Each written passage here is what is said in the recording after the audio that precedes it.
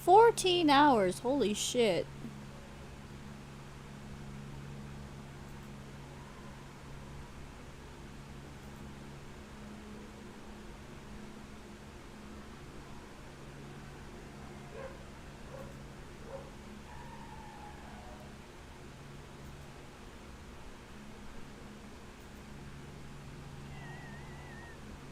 Guess what, fuckers? I'm back.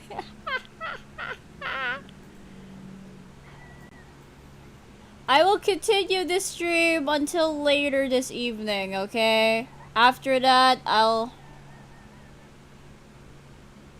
don't know, 8? Why did the stream restart? Because error fucking crashed my OBS! And I died.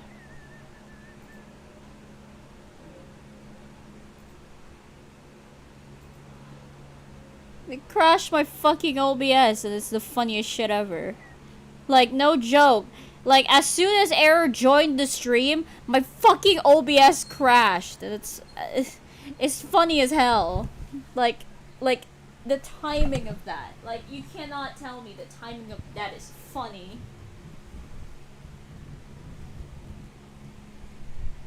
Alright. So, that's back now.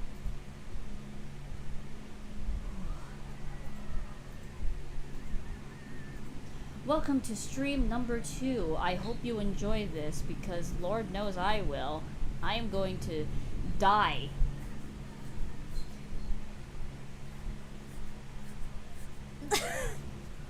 Fuck you there. Fuck you. Hello.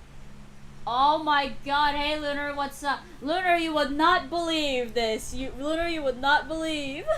I think. Okay, good. Girl, what are you doing? Nothing! I'm not doing anything, I'm just streaming. Nothing wrong with... Yeah, I did. I started a new one.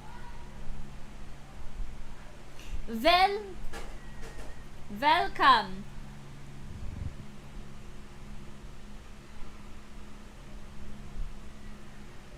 I am. No, it's because it's blocked under country. That's okay. Yes, Jax! 14 hours. You heard that right. 14 hours. If the stream didn't fucking crash, it would have been more than 14 hours. Just saying. What have I been doing? I've been drawing. Now I'm just playing Dandy's World so that I can like so that because I'm taking a break from drawing. Hello, Insomniac Pill. How are you doing? What am... Alright.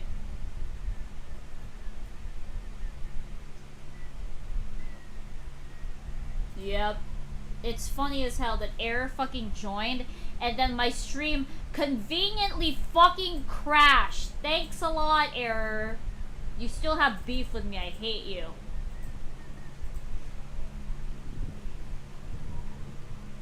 Error just wanted attention and I didn't give him any. Well, fuck you. I'm not giving you any more attention, you cunt.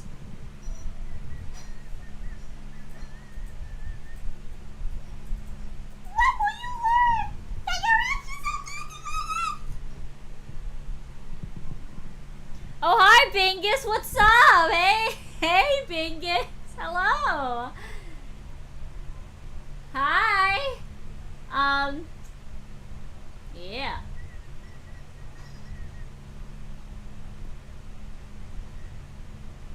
Well, get in.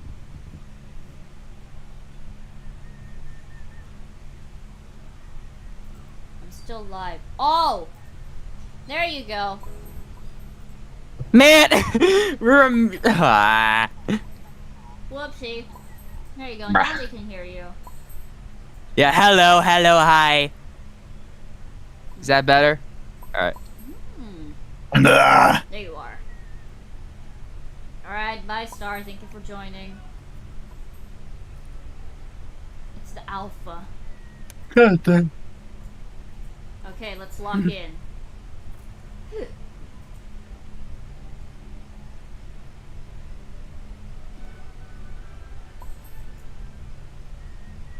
that's loud. Oh, whoopsie. Let me just Sorry. That was There. probably me. No. The audio output capture was loud. There you go. Oh. Were you guys on a good run or something? We haven't yet. Shut up, stream I elements. feel like we were at one point, or was that just me? Sorry, you're gonna stream for another 12 hours? No. Listen. I was about to say that'll be too much. Listen. Listen, guys. I'm listening. I may be a fucking lunatic, but I'm not that much of a crazy person to be up to do that. Are you sure? Are you sure? Are you sure? Are you sure? Are you sure? Are you sure? Are you sure? Are you sure? Shut up! Are you sure? Are you sure? Are you sure? Are you sure? Are you sure? Are you sure?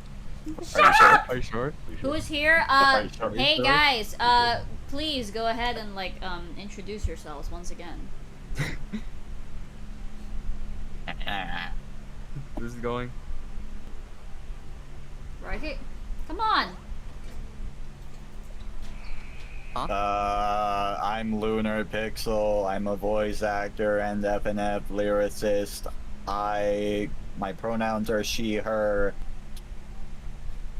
They've been explaining this stuff what was it, 3 times? I don't know how many times you explained it. I lost count. 3 or 4.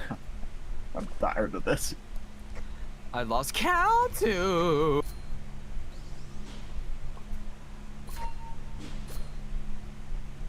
Doodle, you gotta explain yourself. Oh, let me just hide there.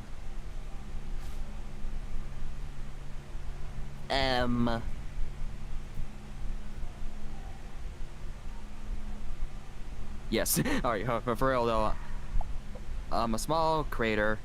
I do PvZ related stuff What's on your my name? content channel, which is the name is Max, by the way, and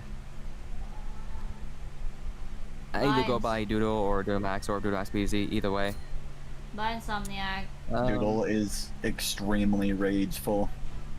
Yeah. That part isn't true though. He's Those gonna ult goobers top like to 4. lie. Bro, you literally upload compilations of you like to lie. raging. This is unrelated. Those goobers like to lie about this stuff. Not today, Jax, unfortunately. Anyway. Oh, crap. You're already... My god, people are already getting hurt. What does NF mean? I don't know much about these, things. Tone Get tags. your ass to... I don't know what NF means either. Get your ass to bed. I did went to bed. I'll reach the 10. I'm gonna go back to bed I'll reach after the 10K this. gaming here. Let's go. 100 way.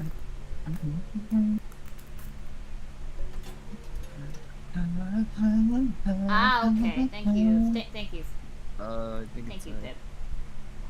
9,903 right now. Woo!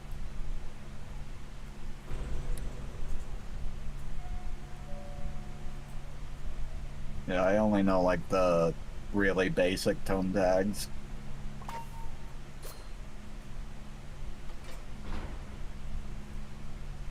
What am I doing in the 10K here?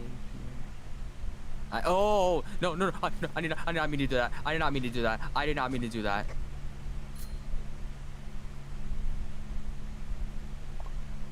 Oh, shit. Jesus Christ! No. I tried to run, and I accidentally clicked on the stupid machine, and I lost me a health.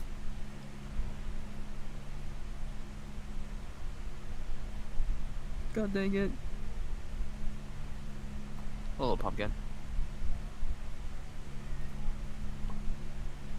That's okay, Error. Just,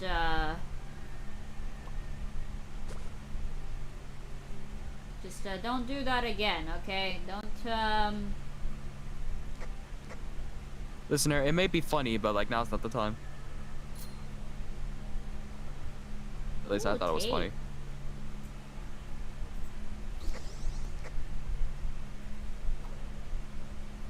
trying to grind for tapes.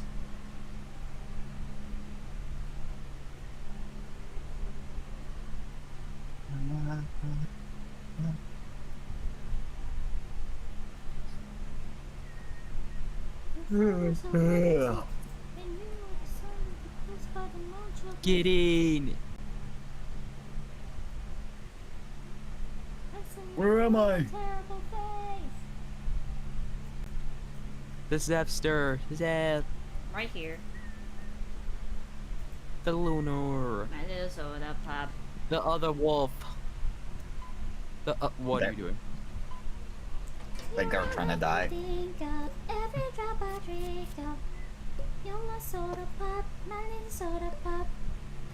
Didn't you just stream like a few hours ago? I did! Yeah. You mean 14 hours ago? Zeph was streaming for 14 hours straight. The only reason it ended was because OBS crashed. Yeah, I wonder who. I wonder who did it. Sure did. Could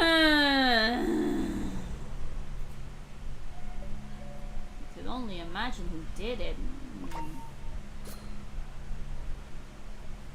Oh, Eclipse is here. Oh goodness me! There's a wolf. Oh. And there goes. And we lost one. It was the other Eclipse, I think. Yeah, I've been streaming for 14 hours. How peak? Honestly, at this point, I'm probably gonna start like Honestly, at this point, I'm probably gonna start doing something like, oh yeah, I'm gonna break this record. I will stream for 16 hours this time.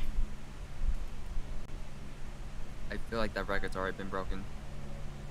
One of these days, you're gonna stop.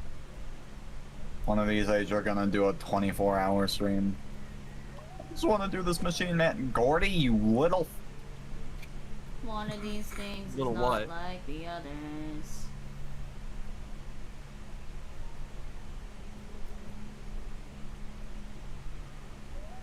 Gordy stole my machine. Oh.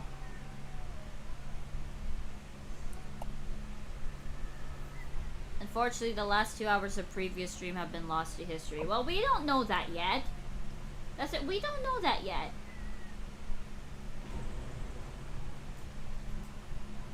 Why are they saying it lost? Why is it saying it's lost media? We don't know that yet, alright?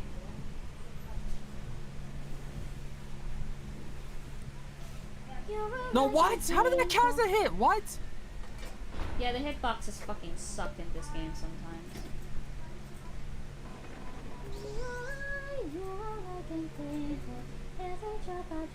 Yippee!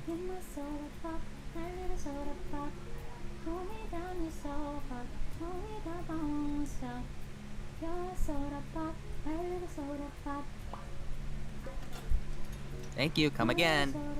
No, the last stream still exists. I'm looking at Zeph's channel right now.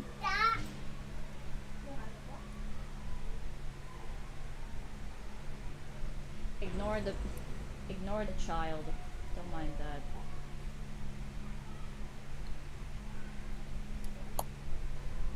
Oh goodness me! I need to watch out. I'm at one. I doubt someone can clip a 2 hour, like 2 hours. You can only stream, you can only clip 1 hour of a clip on stream.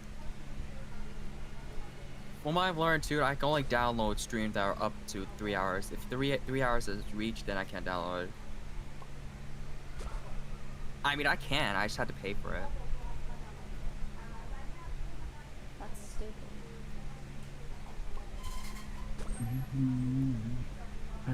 You gotta be super careful. I'm at 1 HP. Unless Steph clutches up with the heals. I'm trying my best. I can't find any fucking tapes. I swear, why 100 tapes? Oh my god. Probably to balance it out.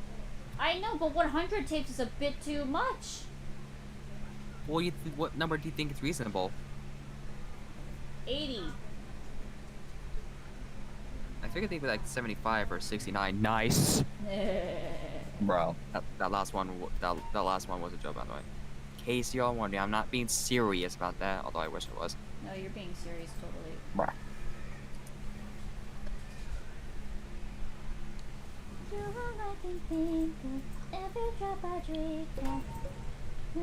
Please don't fuck me.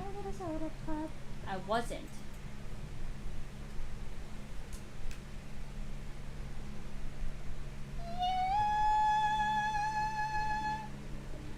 Where's Gertie? Gertie? There you are. There's Gertie. I'm not resubscribing my shit, dog. Go away.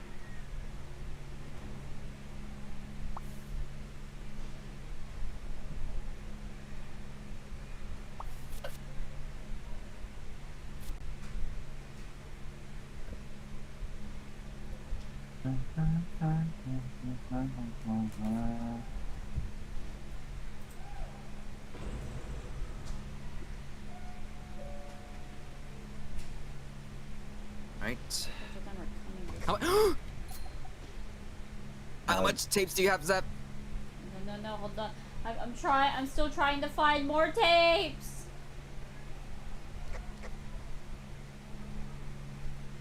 Why is it behind me? Just hide, just hide. Maybe just hide near elevator or something until you can get healed. You want a good idea? Where the elevator at? Where the elevator at? There it is. Alright, what's a good hiding spot? Here? Alright, probably here is good anyway. I need to eat anyway. Today we mourned the loss of the last 2 hours from Zeth's 14-hour stream. Like I said, I don't think so. Unless YouTube is really just a 12-hour shit. And I'm like, bro, fuck you. People have streamed longer than this.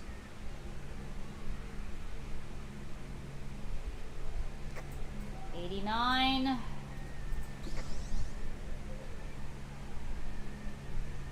Here, let me pull up the stream thing and refresh.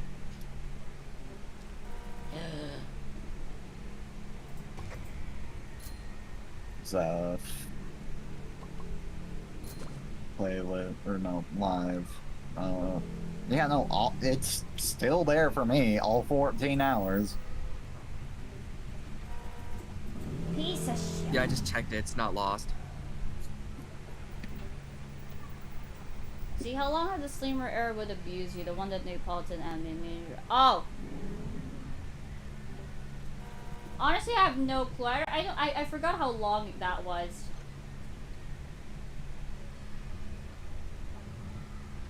Oh, I didn't know you get... I'm the product of an artist whose creations come to life. Oh, I didn't know you get tapes from getting aggroed.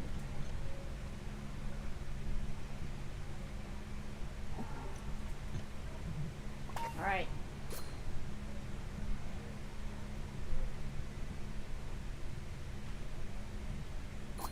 There you go. Thank you. I Where's grinded. Gertie? I need to grind more. Gertie! Gertie! My little brother! There he Gertie, is. save yourself, Gertie! He's coming! There you go. There he is. Gertie! Hi, Reiko.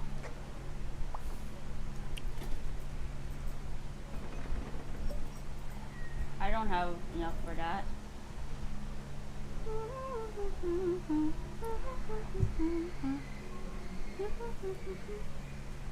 For me the stream duration is 11:59. No, mine is also 14 hours.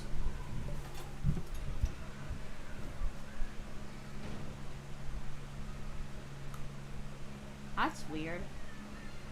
Alright. Good night, Kalia. Thanks for joining the stream. That's all I do now.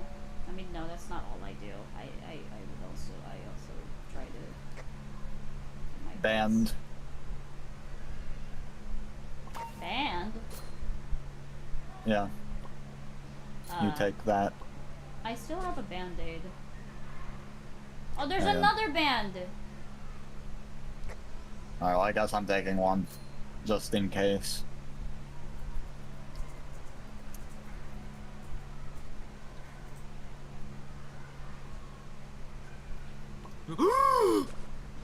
Oh my Alright, bye, gosh, Nane. dude.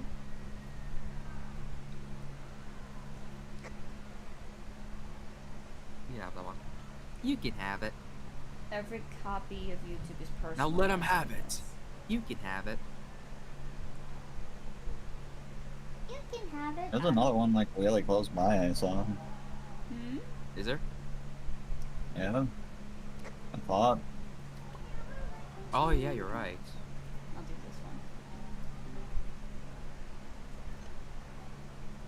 I did not see it. You know what? It's insane that there's still people who are like, there's like 16 people or 14 or 15 people who are still watching me. That's insane. You know, it's fair enough. Some of the people are like awake at this time as well, so I shouldn't be surprised. I might get off in like half an hour.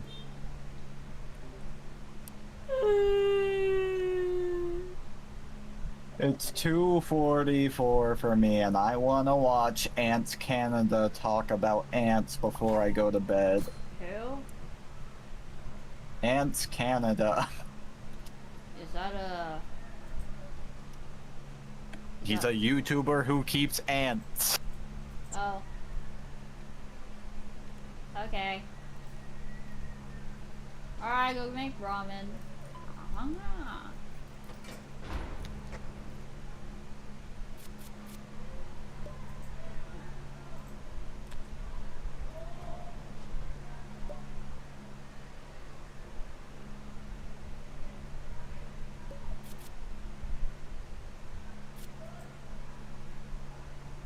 Mr. Antenna's TV time.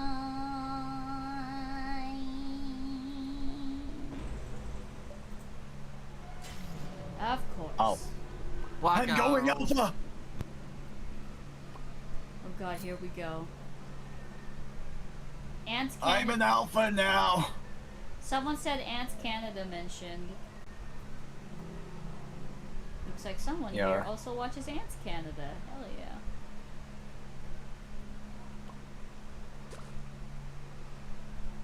Yeah, I've been watching his giant rainforest vivarium series.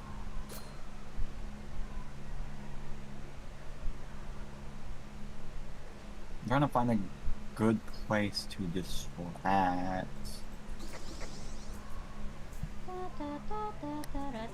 What's good in the fatal error? Feeling less is a raging terror. Never enter the beat a scare. Seems like you want more from me.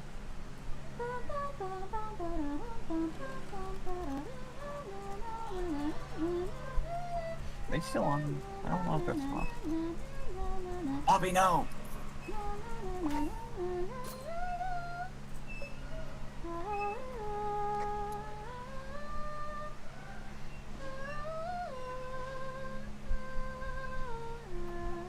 Dude.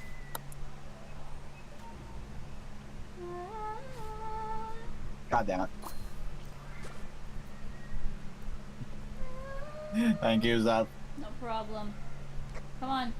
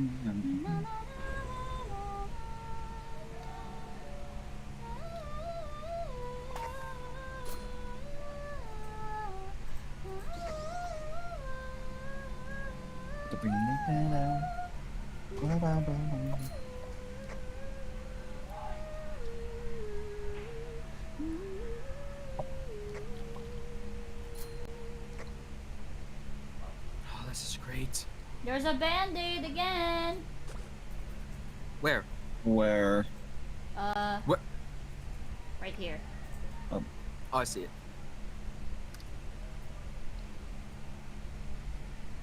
Nice. Check. Oh yeah, Doodle needed it more. Still trying to catch. Still trying to get some. There we go. Found some. We need that. Are we getting so many bands this time? Oh no, but I'm not complaining. Yeah, maybe we're getting prepared for something. Are you kidding me? No. Let me do my shit. Thank you. I said let me do my shit! Stop looking at me, you sprout. Go away. Go Come here, away. Cosmo. You're a Sprout. Fuck off, Cosmo. Watching this from 2 devices is weird. Why are you watching it in 2 devices? Oh my god.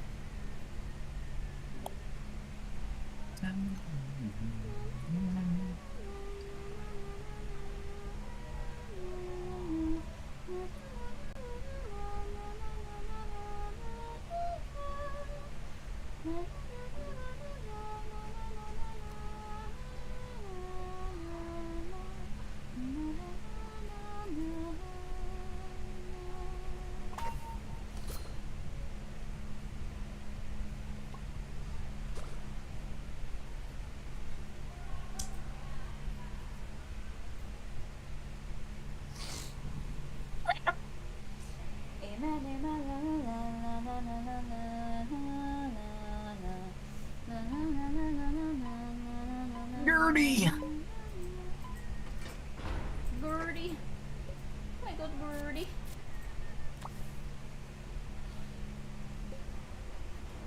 What's time up? No. What is it? No. Oh, it doesn't pick 50-50.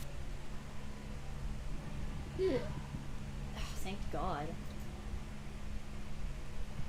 I don't want to Doodle Time Up is a challenge floor that has one of the only lethal tunes in the game and 25 machines, but if you complete it, you get a permanent plus 50 stamina.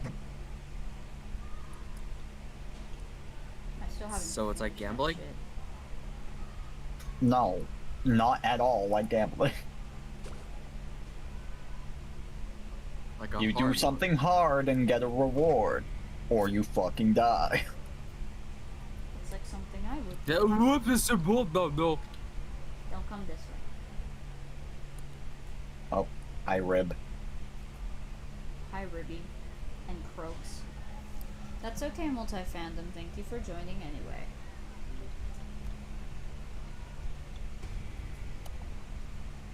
Get off of Zeph. Get away from me. Get away with. Get away. I got Rebecca off, yeah. Get away from me, you freak.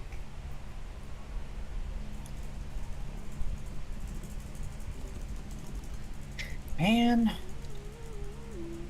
Everyone's already doing all the machines. I want to do machine. I want money. I want some money. I want me some moolah. You get me? You get me, partner? I want some pumpkins. I want some pumpkin spice latte. Feel like a white girl. I'm trying to get all the Halloween skins before the Halloween event ends. I want to get all of the goddamn fucking Halloween shit before Halloween ends. I ain't rehearsed. I broke the goddamn wheel. I also Well, want that's to too get darn that. bad. We're that gonna be cute having little more pumpkin. Halloween skins on the 25th.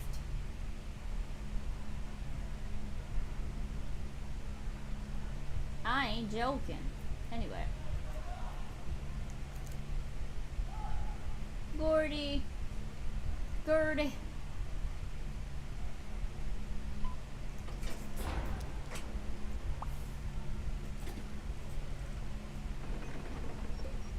You're useless.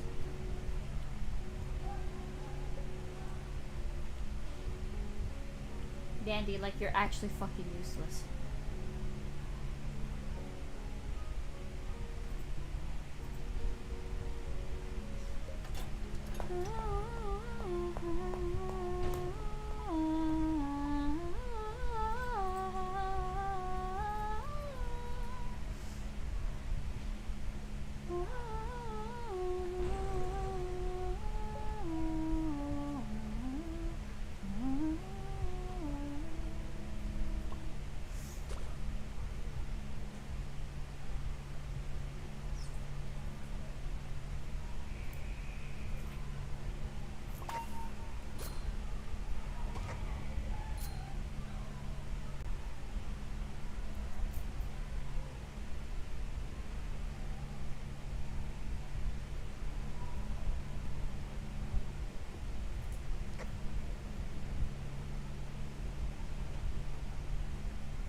God.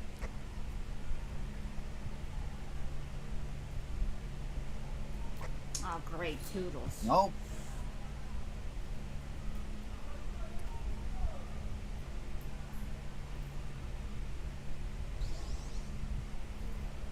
I am at 1 heart. Where are you? Mansion area. Hello. There you go. I do. Oh, I need to find more. I need more!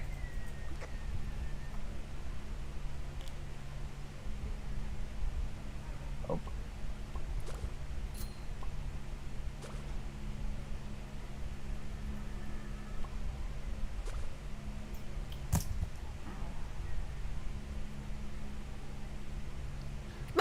Oh. What? Huh? Sorry.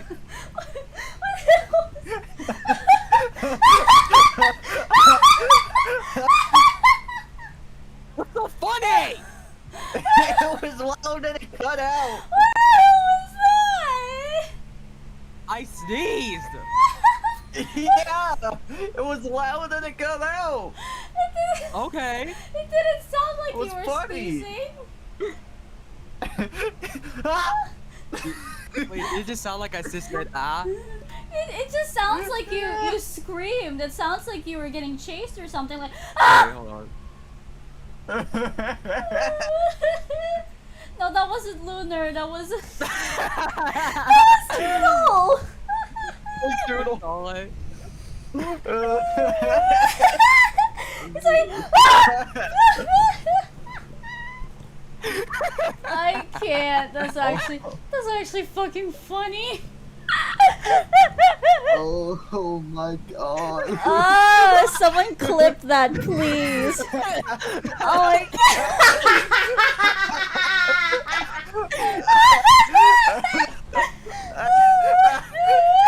Some of the you disintegrated because it cut out. I asked the No, we're not okay. We're so not okay. Doodle's not okay. Oh, Everyone a else jump is. scare.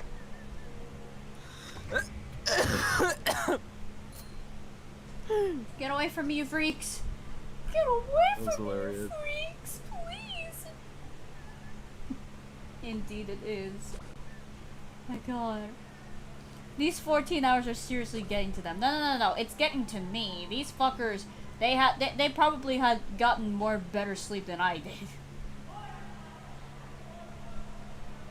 And I'm specifically talking about Lunar as well, because Lunar has a shit sleeping schedule. What just said? What? Shut out! I get that machine, but the Twisteds keep seeing me.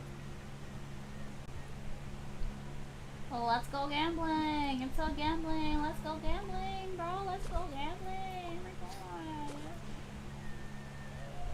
You know, I've only been here for a couple of the hours. Doodle even shorter. Fuck off, Tisha. Oh my god. But I just want to do this machine.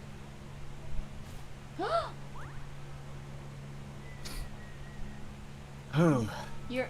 God damn you, Boxton! That machine is mine. That machine is mine. Doodle, you fuck! Sorry. Doodle I didn't quickly finish it. runs away. I didn't finish it.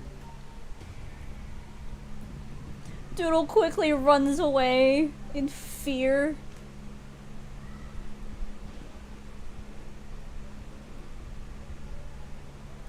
Oh my god. I do not know that. The priest Get out of here! Get out of here! Get out of here!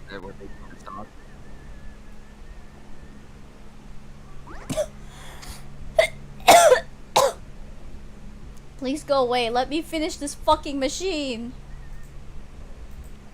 Oh, shit. Oh.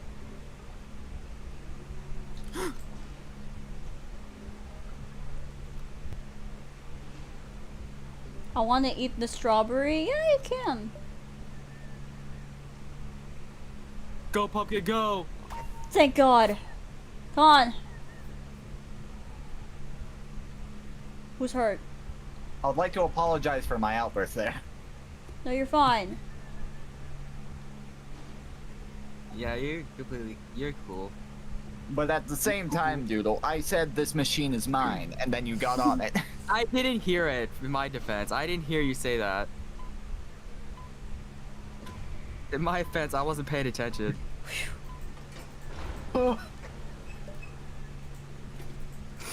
You better have something useful for us. Piece of shit. We need the rare item thing. Cards. Bye, Multi. Did you guys drink any water? I did. I drank some water.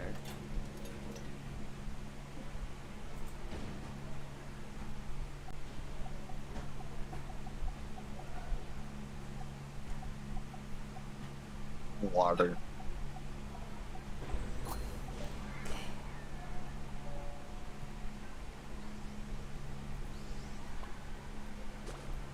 Roger, careful. Oh. Oh my bad. gosh, who did that? Somebody picked out the freak thing. No. My bad. Oh, that was you? Yeah, to be fair, I don't think Lunar heard me, so it's fine. There we go. I heard you. I didn't think you were talking about that one. Oh. There's some tapes right here. Okay. Trying to take a lot of tapes as possible because, oh my god, it's Wait, so is that fake? hard to fucking... There we go. Yeah, don't touch that. When there's no tape around it, is it the fake? Wait, where's the tape? That's the fake. Yeah, they don't. Yeah, that's the fake. Okay. Don't touch it. There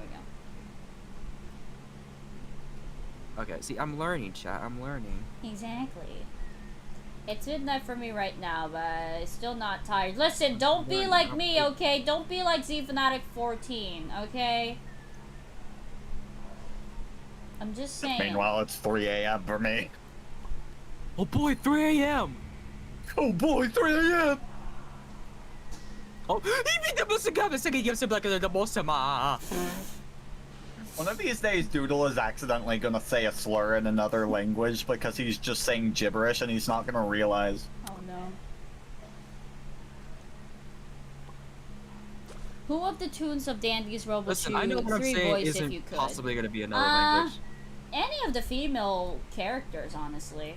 I was actually Doodle, there's thinking a of lot of languages. I was actually thinking of trying to do like voice claims, like but using my actual voice for like the female characters. Never got into it at the moment, but you know, maybe now would be the good time because there are a lot of tunes. I don't really know who. Fuck. I don't know who my voice would be good for. To Roger. I don't want to be Roger. You should Who? be. Roger's funny. I know how to curse in Chinese, oh god.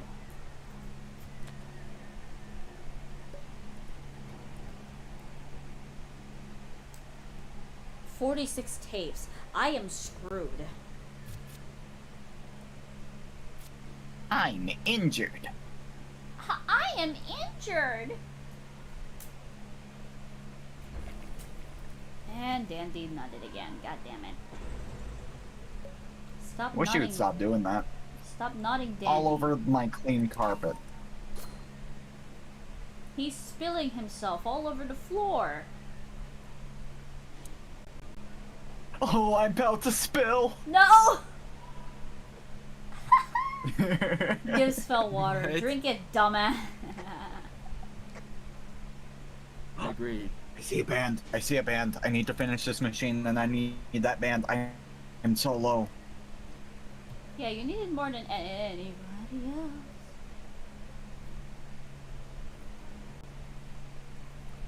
R&D. At least I think that's a band. It's hard to tell from how far I am. Yes, yes, yes, yes. Sweet, succulent bandage. Oh. Oh no. Ow. The precious. Careful, Roger. Roger's capsule is here again. Alright. Dude, you should have let those tapes reserve. My fault.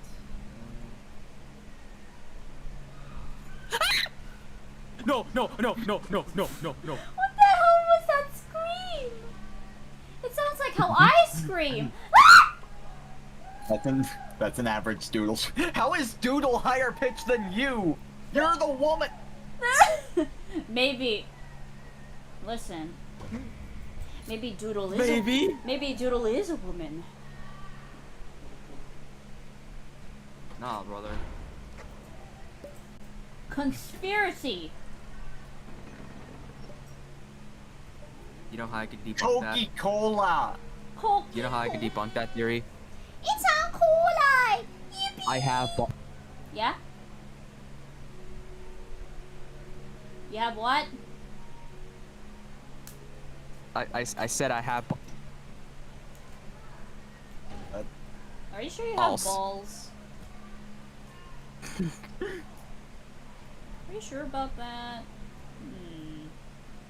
I need to heal Roger. Brother, Oh, no. I'm not in the mood. Our distractors BRB. What the? Confused. Oh, it's Shelly! Hey, it's Shelly!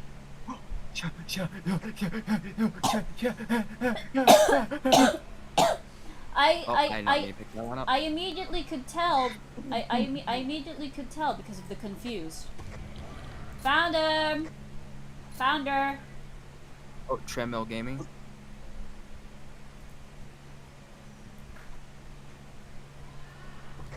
Just grab this. Rebecca, not now. I need her fucking capsules, dude. Does Confused ever wear off? No. It doesn't? Ow. Oh, bad, bad, bad, bad, bad, bad, bad. Bad, bad, bad. Dude, I'm on one heart and I'm getting fucking chased. What? Where are you? Where are you? I don't know. Far corner. Oh, I can see What you. does confused do? Thank you. It makes your Some tapes right there. it makes your extracting slower. That's what it does. Okay. Oh.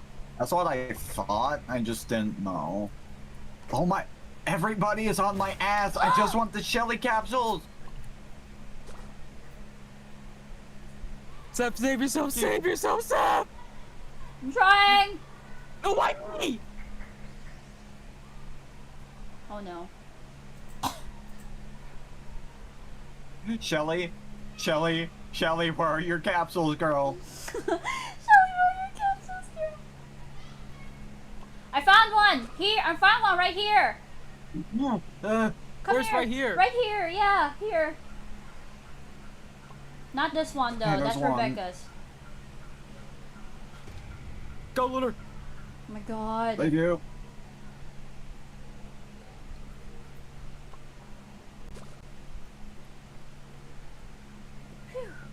Everybody, they jumping me. They're jumping me. They're jumping me. Oh, I see one in there. Fuck off, Sylvester! Sylvester's gonna be the death of us at this point. I swear. No. Is this Shelly? No, that's fucking Poppy.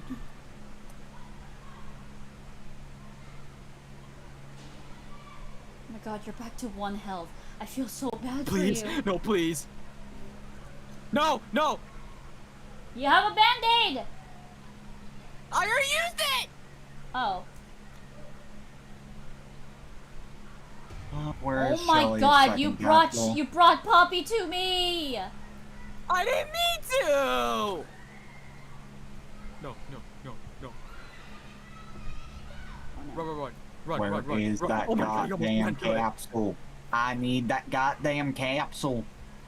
I want to be No, please. Shelly No, too, please. so Hide. man. Shelly is my favorite. Thank God. No, no, no, no.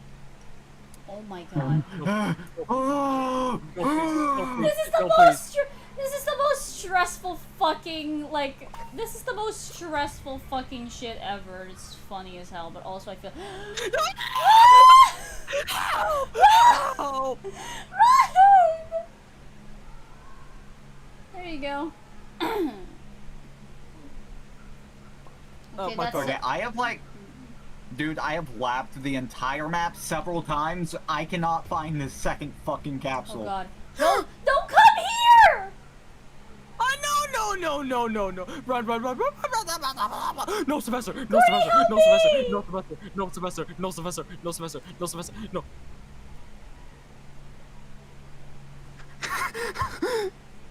What is happening? I don't know! Sorry, Right. Roger. I'm going Okay, inside. I think I'm just gonna have to cry about it and live without that second capsule. It's okay. You got the aggro. That's more than enough. I don't even have half of your research yet. Everyone is at one. All of us are with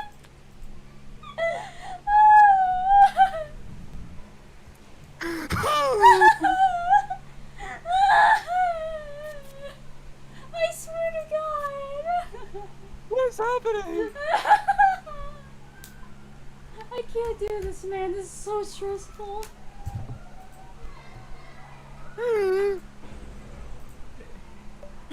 Oh my god, everybody is at one. Yeah! Oh, we're all one shot. Oh, great. Finn is here. And Cosmo. We're all one shot. Oh. Go.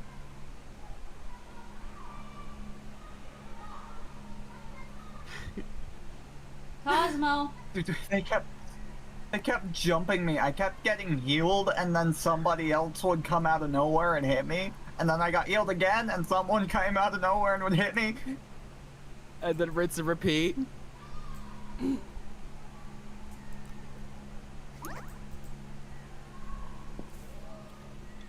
It's just a rinse and repeat thing. Where...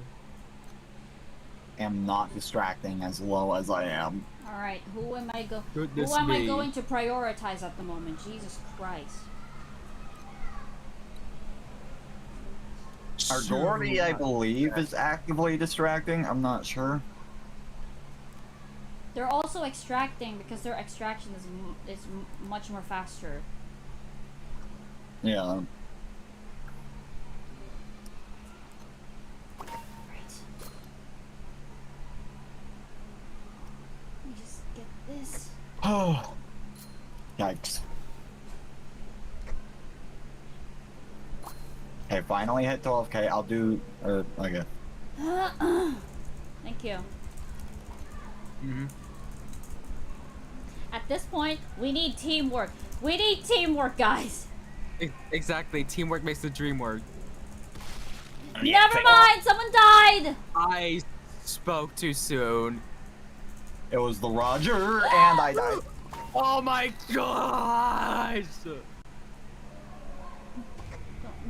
What has happened? No, no, no. I'll not let you guys fucking die in vain, you cocksuckers. I'm on the last machine. I'm on the last machine. I'm on the last machine. Oh, great. No wonder. Toodles is here, too.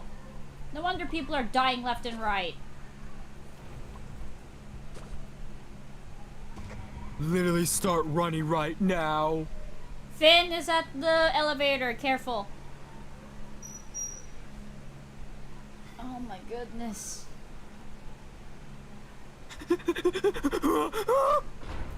my god.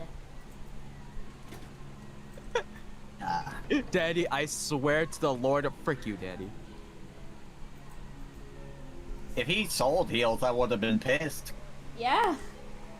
He's like, you're supposed to give us fucking heals, but no, you decided not to. Dumbass! Run, bitch! Run! Way to go. Yeah, thanks a lot, buddy. Fuck you, Dandy. You never give us anything. This Tisha is at 1 health. I need to fucking Thanks grind. a lot, buddy. I need to grind as fast as I can. Never You gotta get mind. those tapes. We're fucked. You gotta get those tapes. You gotta get those chaos in it! Oh no. My God. No! How am I Please, supposed no, to please. do this?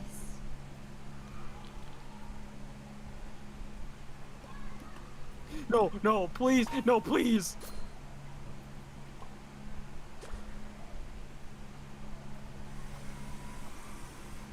Please, no, please. You dare look over your shoulder. No, no, no, no, no, no, no. And you're dead. Comes while you're growing older. You'll never turn your back again. Does it stop your heart? Does your hair turn gray? Let me tell you now, it's gonna be okay, baby. I miss quiet. I can't deny it. I can't deny it. I mean, I fight it. Cause even after all is said and done, I only wanna say the endless or couldn't fathom the fate I've wished upon sun on this vessel, oh so rest in very peace, soldier. unbecoming. I turn you all into a martyr when there's up in your ways and there's nowhere to run. And let me tell you, baby, here it comes now. I miss the quiet. Why the fuck did it pause? Why does my music keep pausing? I can't deny it. I'm super And I'm excited. fighting. We'll be Alright, delighted. I do hope you get some good rest. I miss the quiet, oh yes I do. You can't deny it, you know it's true. Oh baby, I miss the quiet. Cause even after all is said and done, I've only just begun.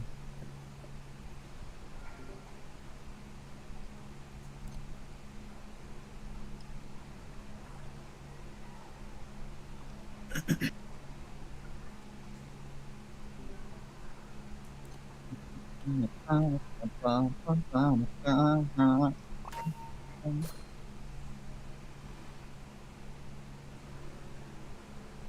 not horrible singing, wow.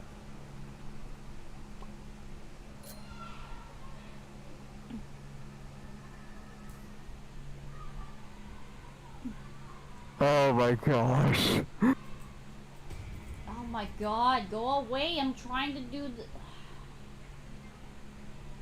Fuck off. Thank you.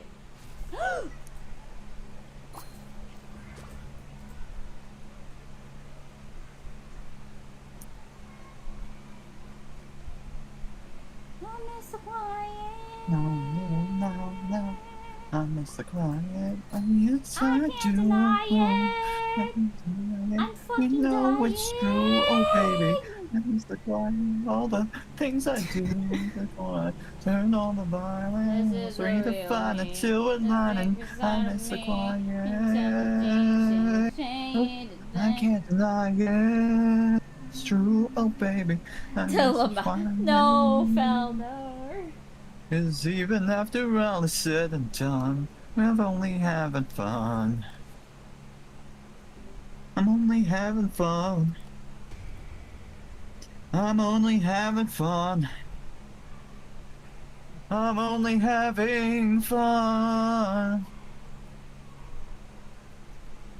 I love I Miss the Quiet. The fuck, it's 12:18 a.m. for me. Go to bed.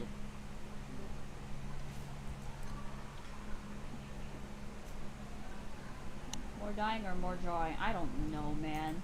I think we're all gonna die. Because it's a blackout. And most of the team is fucking dead.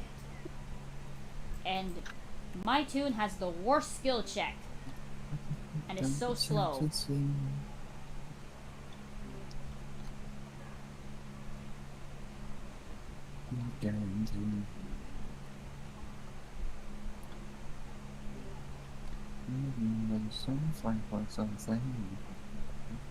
What's down and that don't turn into its pets. I was thinking about you, thinking about me, thinking about us. This is not an expedition, this is not a cry for help, this is not a real mission, yeah, you're lying to yourself, you can execution, or you won't tell, you may get your execution, but you won't be freed as well. Welcome to Sing Stream Chat.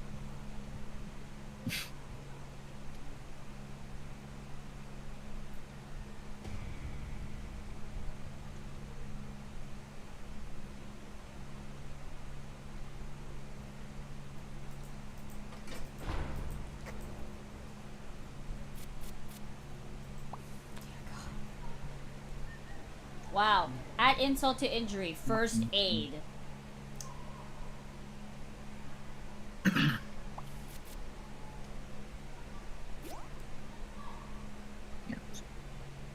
This is not an expedition, this is not a cry for help, this is not a real mission, yeah, you're lying to yourself. When it comes to execution, here's a story you won't tell. You may get your execution, Hey, but look, you it's won't Shelly's be room, freed and it's as not a well. blackout. Are you fucking kidding me?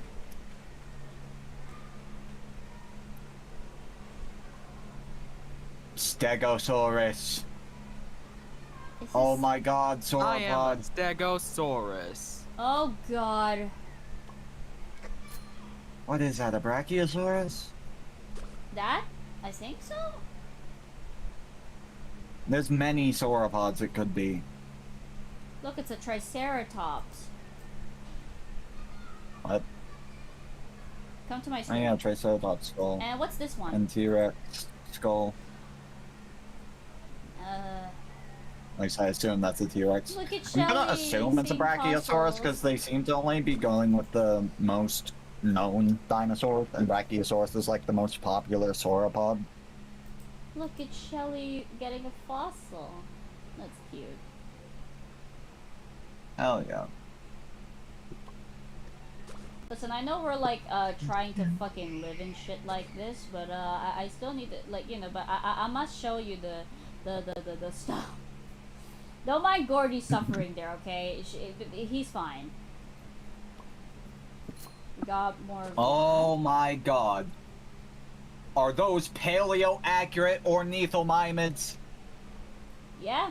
Those are Okay. paleo-accurate ornithomimids to the side. Holy Oh, this fuck. one. Paleo-accurate ornithomimids. Holy shit, this game is peak. This game is peak, isn't it? Like, you know what? I like this. I like the attention to detail, not gonna lie. It's like, here. This is actually what it looks like instead of whatever the fuck Jurassic Park said. Dude, you have no idea how happy it makes me to see paleo-accurate dinosaurs represented in a game like this. I love paleo-accurate dinosaurs so much. Oh. I'm gonna assume those were probably Gallimimus, because Shelly has a whole line about Gallimimus. Yeah, this is her. This is Shelly's room. Looks really cool. I can't do shit. I can't do this shit because I have illness. Yeah, there's a dino nerd in the live, and I love it. Yeah. We're all nerds here. We're all nerds in our own different ways.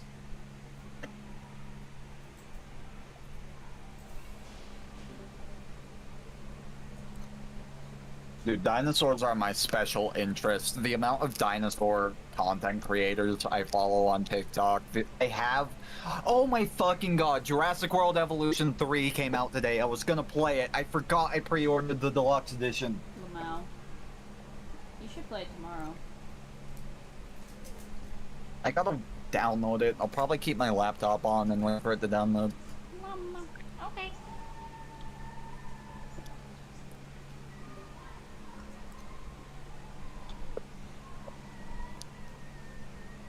Kind of makes me kind of glad that you're like, oh my god, a paleo accurate, what's the name? Gallimimus.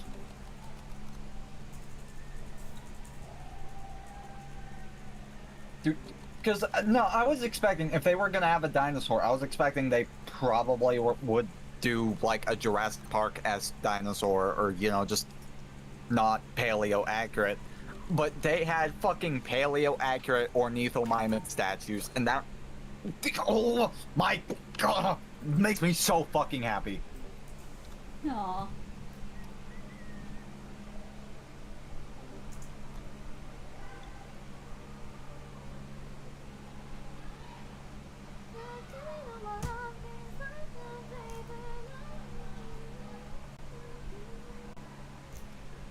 I want to get a better look at the sauropod skeleton, see if I can try to identify what sauropod it is.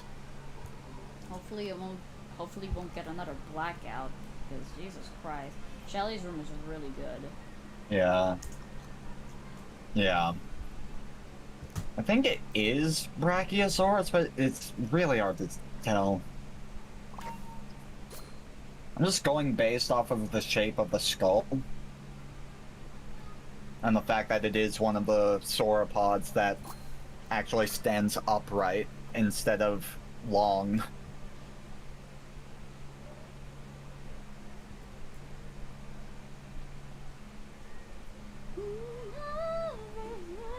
No, there's many sauropods it could be. I don't think it's a titanosaur. A titanosaur would probably have the osteoderms. So, that marks off Argentinosaurus, probably. Oh, look at Shelly digging the fossil right there. Or cleaning it. Piece of shit. Poppy, where did you come from?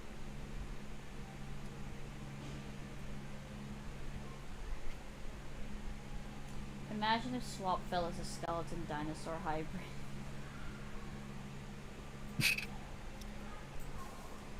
I think, Lunar would be into that. Oh. What makes you say that? I could definitely see Swapfell either being some Dromaeosaur, like either Utah Raptor or Deinonychus, Welcome back, or Rosie. like, I could see him being Dilophosaurus, honestly. Paleo-accurate Dilophosaurus, not with the fucking frills. Dilophosaurus never had frills, and I'm so tired of seeing Dilophosaurus with frills. Jurassic Park, Ark Survival Evolved. If you look anywhere on Google at Dilophosaurus, it's always depicted with frills. It didn't have frills. It didn't spit venom. It didn't do either of those things. I'm so sick of it. It was so much bigger than it's depicted in media. It was taller than you. Look at you This with is the that. loader crash out right there. You Let it okay, all buddy? out. I'm fine. You sure? If you I'm fine. hold on. If Okay. you look to my point of view, this one. Are you talking about this fossil right here? What is this? That's Stegosaurus. I was talking about the sauropod, the long neck.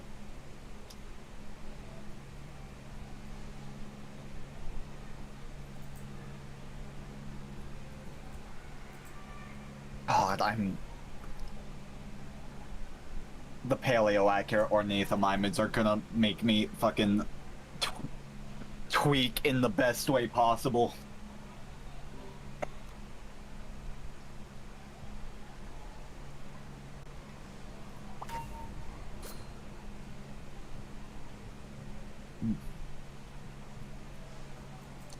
I love birds so much that I would know every single thing about birds, but now I don't remember anything about birds anymore. Oh. I know birds. I know birds are dinosaurs. That's like, birds are modern day dinosaurs. They evolved from dinosaurs, so they're still in the clade of Dinosauria. Which, fun fact for the people who don't know, means birds are reptiles. Because all dinosaurs are reptiles and birds are dinosaurs.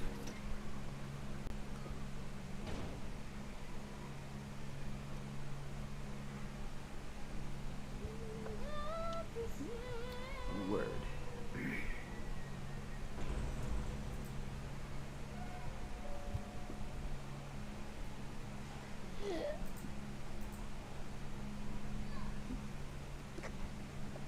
Oh, the Wi-Fi. Oh, it's blood.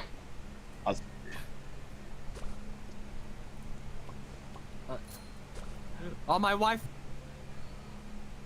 My baby. I think Doodle's Wi-Fi died.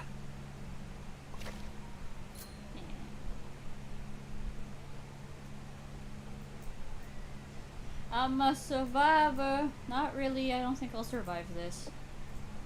I don't have hope for myself.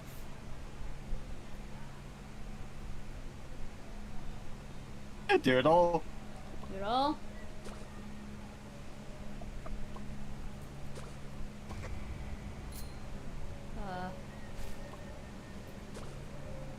I still love birds, but just don't really know much about them that much anymore. That's fair, yeah.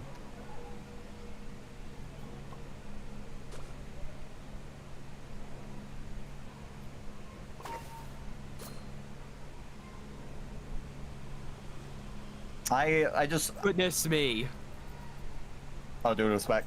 I love studying dinosaurs. Like, I have multiple dinosaur textbooks. Crazy. I'm a gamer and I read textbooks with my own free will. You know what, that's you being you.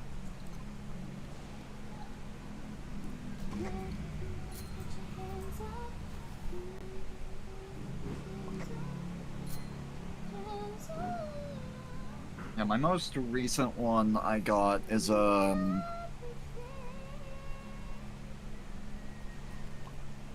most recent one I got is, who's the author of this?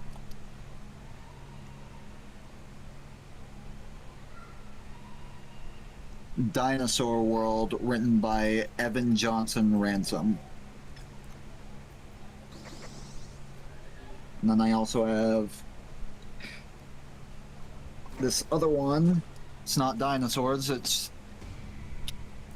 more the eras after dinosaurs. It, like, the Mesozoic era, mammoths and stuff. Prehistoric World, written by Aaron Woodruff.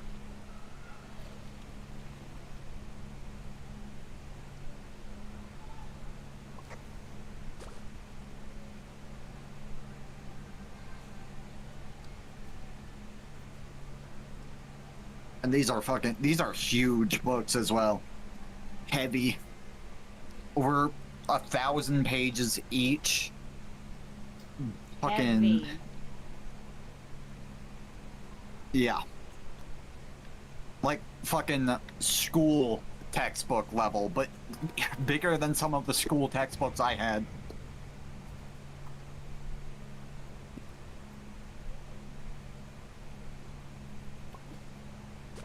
I also have this H.P. Lovecraft book I need to finish reading, Tales of Horror.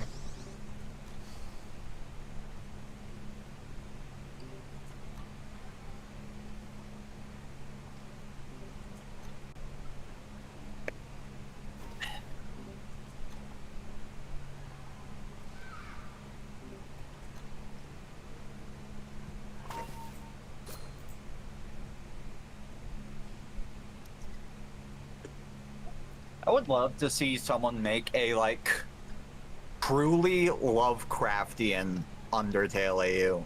Like, not Nightmare, but, like, truly Lovecraftian. Who said anything about Nightmare being fucking Lovecraftian? Huh?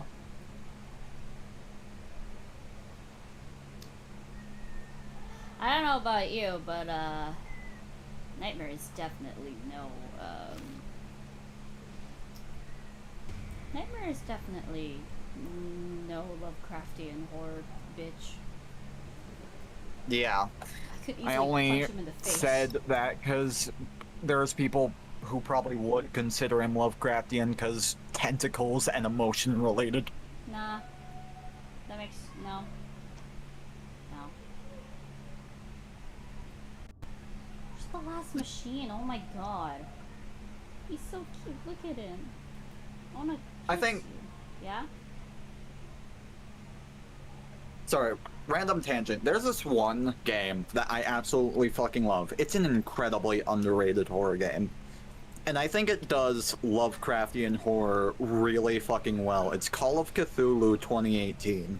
I see no one talk about it, and it is so good. Its story is really good. It shows fucking the protagonist delving into insanity really well, and I love it.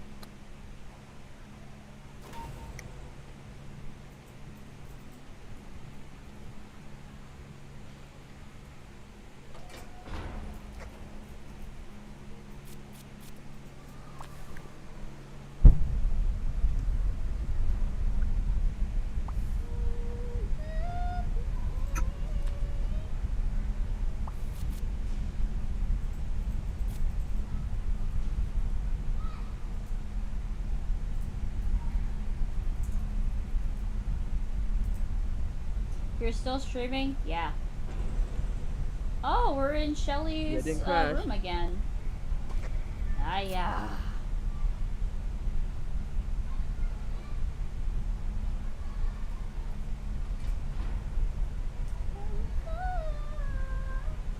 Why does it always gotta give me the stuff I want when I'm already dead? Beats me. I'll never understand. It just does that, I guess.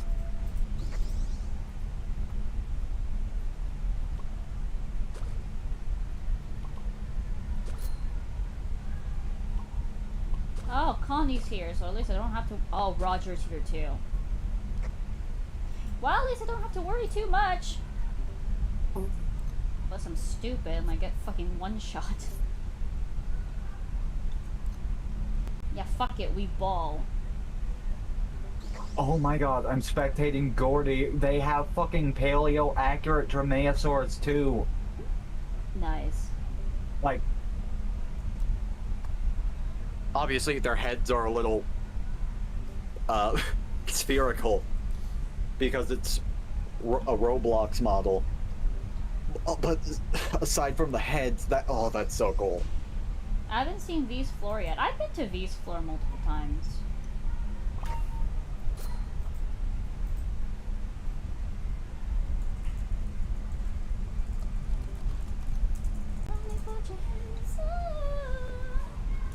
I know there's a Dino version of Power Rangers. Go, go, Power Rangers!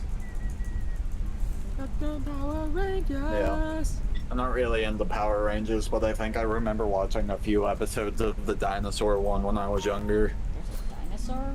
What?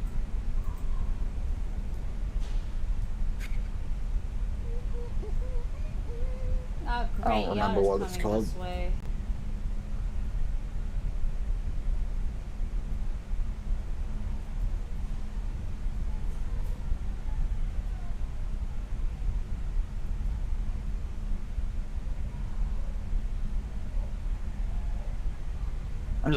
Dude, I'm so fucking pissed. It had to give us this map when I'm dead. I want to explore this.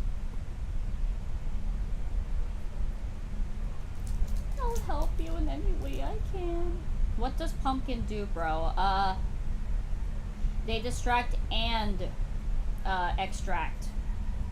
They're basically carrying this more than I can because look at my shit thing. Yeah. Gordy is the Halloween main. Their ability, two abilities. One gives everyone a speed boost when the elevator opens. The other, they can give people just a random skill bonus.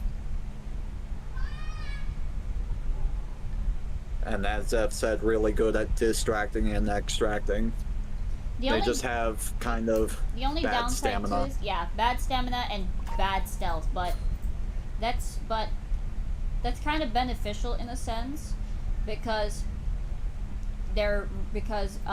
even without the even if they don't like sprint, even if like Gordy doesn't sprint, he's still faster than some of the twisted. Ooh. No, I'm not buying that. Speaking of Gordy, here comes the guaranteed floor 20 twisted Gordy.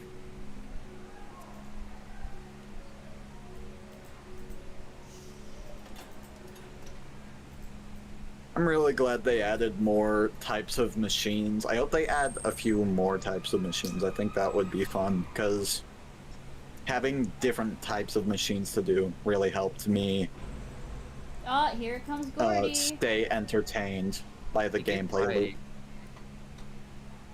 Yeah. That's what this needs more variety. Damn it, Rebecca.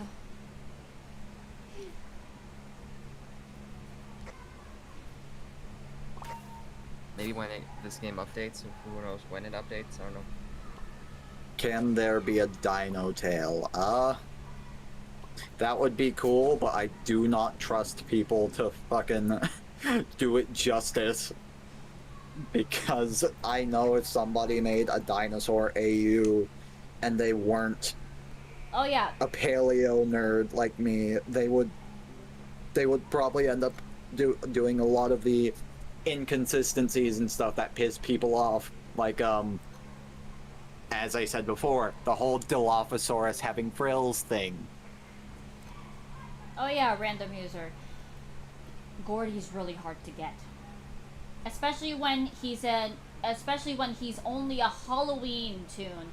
Meaning you can only get him at Halloween. So if you can't so if you weren't able to get him this Halloween, sucks to be you because you're gonna have to wait in the next Halloween to do it. Yeah. And in order to get Gordy, you need 100% research on Gordy. And he's a main, so he only spawns after floor 5. Floor 5 and after, rather. You need 2,500 Ichor, and then you need 3,000 pumpkins, which is the Halloween currency. Dang, I don't think I'm gonna have enough by the time. There's still, like... I was able to get him in, like, a week or so. There's still, like, over a week left of October. That's true. If you just really grind, you can. But to even You'll have to do some... But to even purchase him, not only do you have to have like pumpkins, but you also have to purchase him with Ichor too. So you know, difficult to get. Yeah, I said that. But yeah, Doodle, if you want to get Gordy, you're gonna have to do some solo runs and like really grind on this game. Because pumpkins also don't transfer to the next Halloween event. It doesn't? God damn it.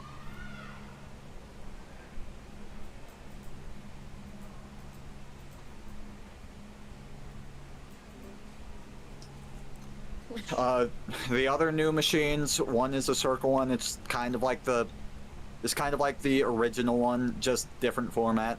The other is a treadmill. You just gotta press space a few times to do your skill checks. Like 6 times for me. I don't know. I think it depends on us. It depends on and the treadmills depend on your movement speed, not your extract speed.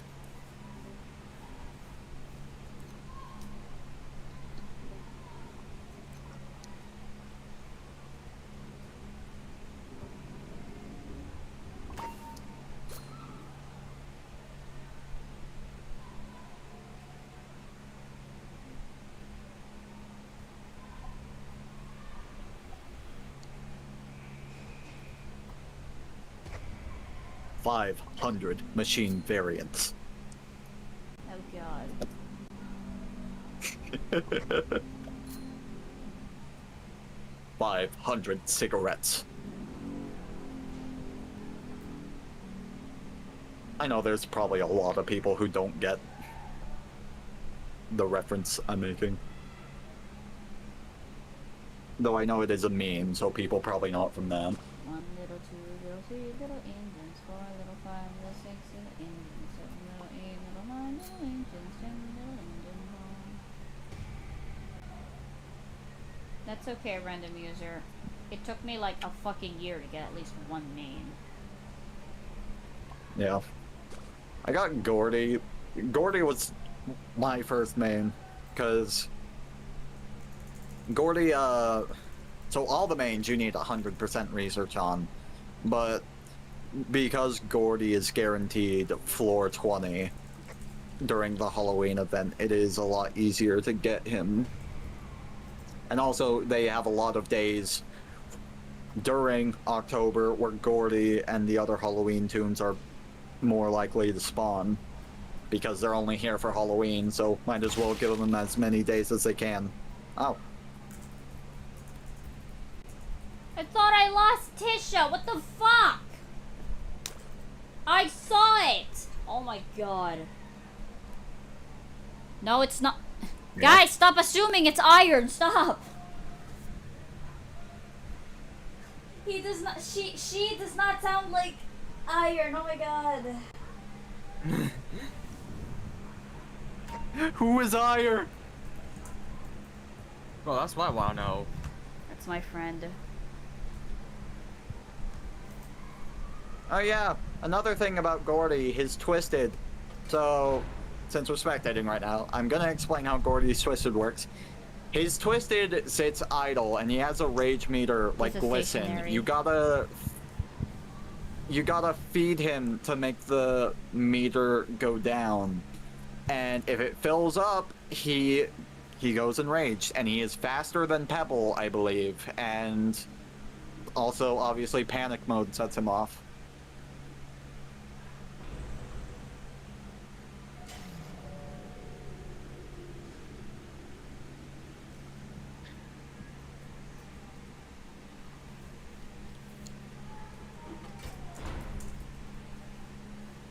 The pumpkin is adorable. Yeah.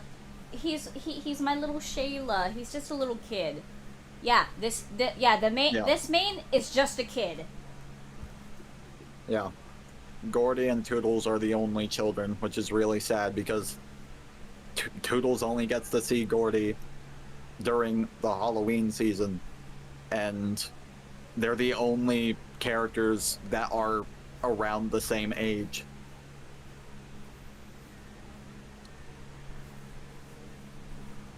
What's worse is that I know Toodles is... what's also worse is that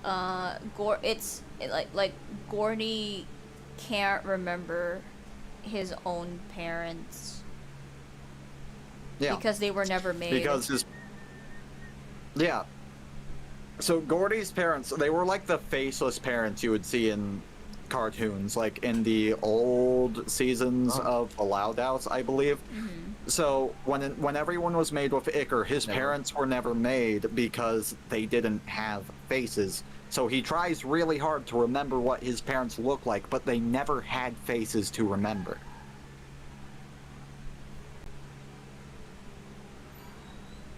Yes, Star, you can feed him anything. It doesn't matter what you feed him. As long as you give him something, his meter goes down.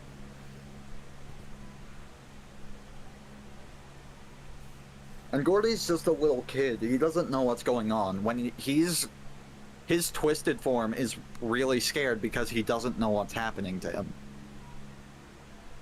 One of the dialogues when he goes in rage is, "Mommy, Daddy, help," which is really depressing. Oh. Yeah.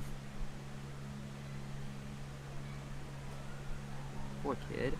Yeah. You don't deserve that. Anyway, I'm busy. How'd you die? Fucking Tisha. I thought I lost Tisha. Turns out I didn't, so I'm mad. I think this one is probably my last one because I did say I was gonna go earlier. Same. It is 3:50 a.m. I am trying to fix my sleep schedule because I'm trying to get a job. Ooh, job, employment, job application, boo! Oh my god, you're gonna get a job now? You know what? Good for you. At least you're not gonna be lazy like me. I don't even really want to, I just kinda have to with how fucking bad the economy is and everything here. Real. The economy is going down. We're fucked. Yeah. And when I get my driver's license, I'm trying to get my driver's license right now as well. When I get my driver's license, the main reason I'm trying to get a job is because our insurance is going to go from $100 a month to $500 a month. Huh? Jesus. Why? Yeah. Fucking new driver.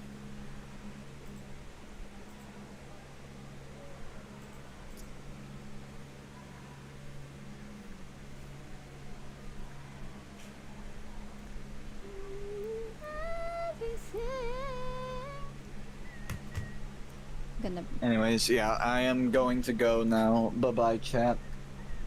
Alright. Say goodbye Probably to say goodbye. everyone, guys. Say goodbye to everybody, guys. Goodbye, I'll chat. see you Goodbye, guys. Doodle. Young- Goodbye, Z Fanatic 14. Goodbye, use it for lunar a- dot pixel Oh, VA. here. There's no dot!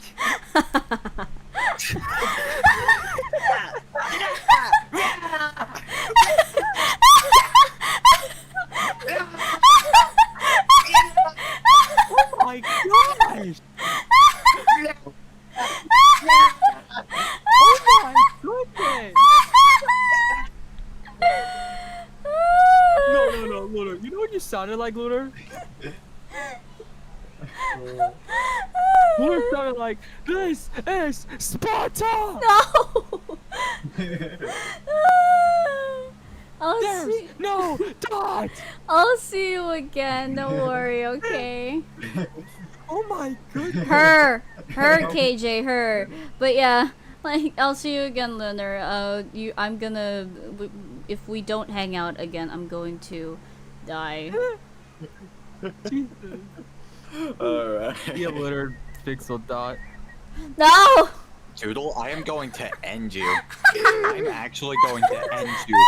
I am going to make you watch as I make everyone you know suffer. I misspoke. You little fucking shit. I'm gonna punch you 37 times in the nutsack. As hard as I can. No. Okay. Bye-bye, chat. Bye.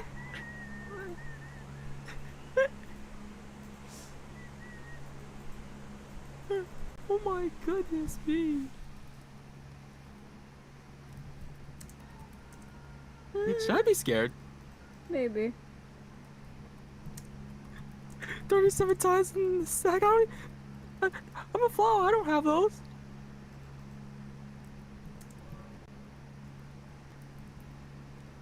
I'm a freaking flower. I don't have those. Are you gonna be going to bed too? Probably, but Yeah, that's fine. Jesus, Lunar. Oh my. That stream caught me off guard. I need It's a to literal. watch. It's Sparta. Hold on, I need to watch. Sorry, gang. I need to watch it again because it's funny. It is hilarious though. Literally exploded in rage. Okay, let's see. But yeah, I'll see you again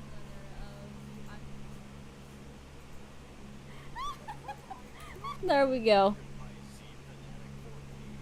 Goodbye, lunar.pixel.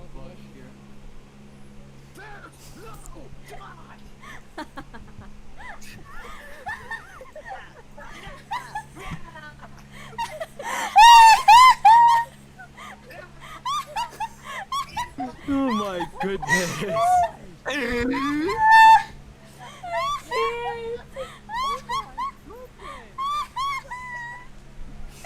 I I can't. That's way too funny.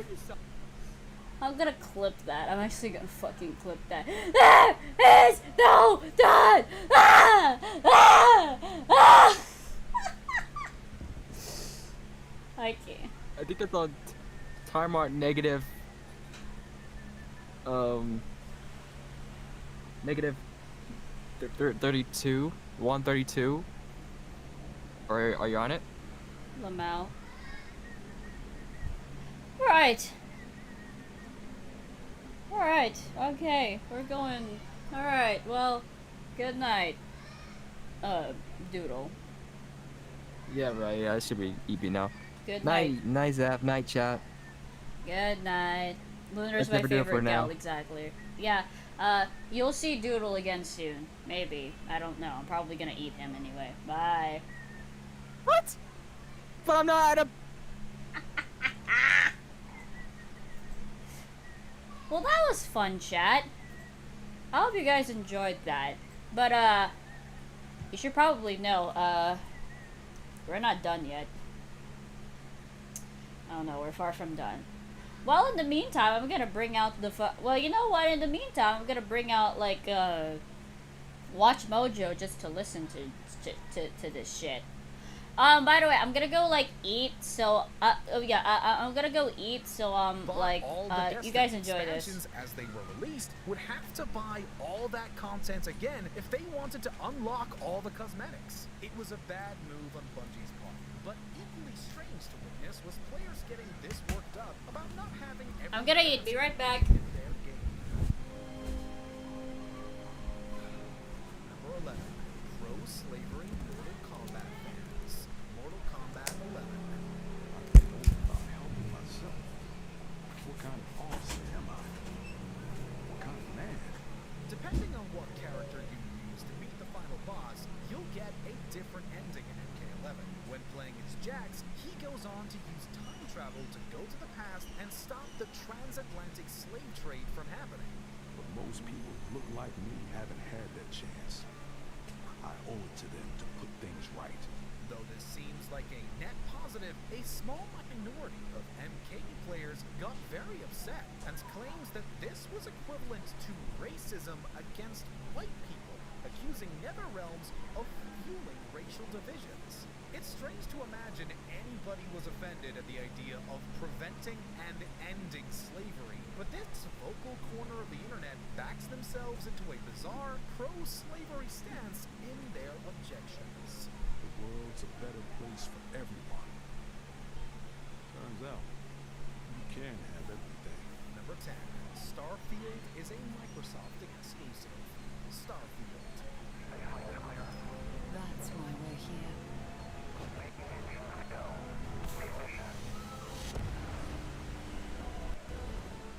To discover what's out there. Bethesda's next big RPG was announced before news broke that Microsoft was seeking to acquire Bethesda's parent company, ZeniMax, in a billion-dollar deal. The acquisition went through, and people spent months speculating on whether Bethesda's games would suddenly become exclusives to Xbox and PC, which ultimately turned out to be exactly the case, where Starfield was concerned at least. And go with us on the journey as we craft our next epic. The problem is that the same people upset about Microsoft preventing PlayStation players from getting their hands on a AAA release were the same people who spent the better part of the decade mocking Xbox for having no exclusives. Be careful what you wish for.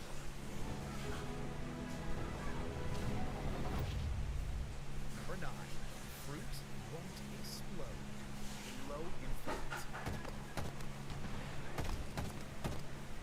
Originally slated to be a flagship launch title for the Xbox Series X, Halo Infinite languished in development for at least a year beyond its initial release date. When the beta finally dropped in summer 2021, it had a I got my food, guys. just as many passionate What do you feed Gordy with? Your consumables?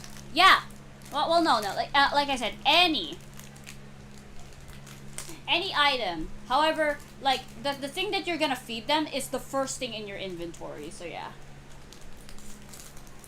I've always wanted to go to Hawaii.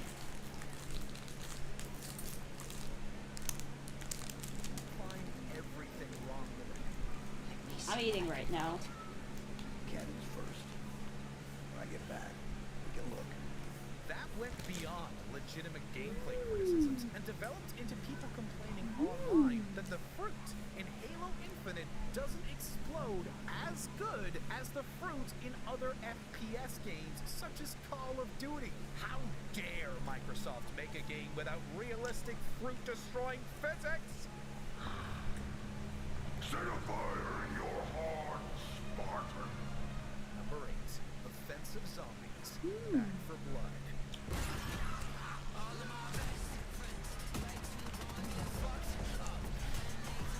After years without a new Left 4 Dead, the original developers came back with a game that was Left 4 Dead 3 in everything but name. However, during the beta period for Back 4 Blood, players were quick to notice that some of the zombies seemed to be using highly offensive racial slurs. I had a selection of washable cloth wipes. Was this a clever trick to encourage players to fight off the zombie hordes with even more verve? If you want to, random. Warner Bros. Was forced to make a statement that the slur was heard when two different zombie sound effects played together, something that hadn't been caught by the devs, and which would be rectified before the game's full release.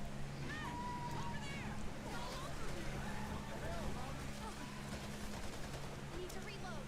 Number 7. Buttgate. Overwatch.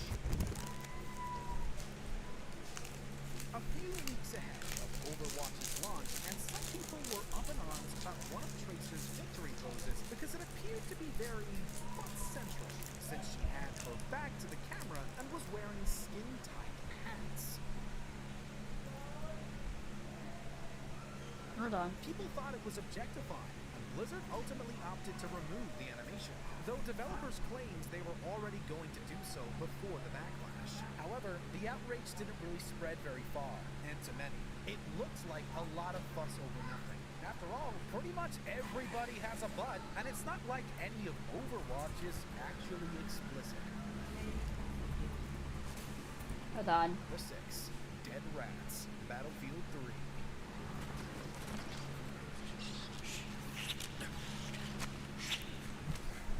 A world leader in getting offended at things nobody else finds remotely disturbing, PETA took great issue with Battlefield 3's segment where the player must kill a rat to progress. They saw this as glorifying and even encouraging animal cruelty and campaigned against Oh, hi, Luna.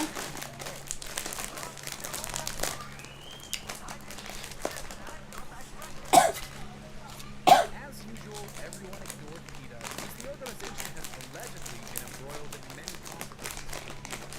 But we all know that the bigger problem was DICE choosing to include a ridiculous rat-killing quick-time event in the first place.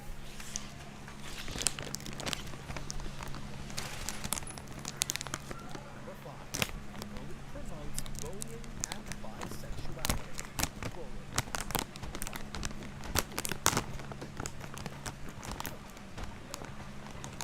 Rockstar probably saw this controversy coming and called this game set in a high school bully, but decided to do it anyway, and predictably, people were upset. Jack Thompson, the attorney most famous for railing against violent video games and Rockstar in particular, claims that the game glorified and encouraged bullying. I'm still eating. Jimmy spends the game taking down Bulwark Academy's unpleasant factions. I give you Russell! Oh man, big Russell. Gary, now I hate you. But there was yet another controversy still to come.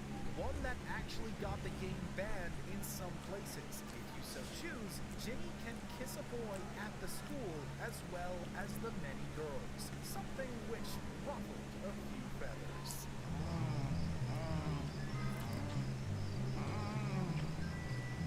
Wow.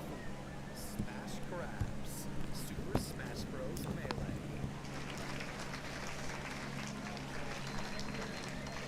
I consider it more as a thriller game, not a horror game.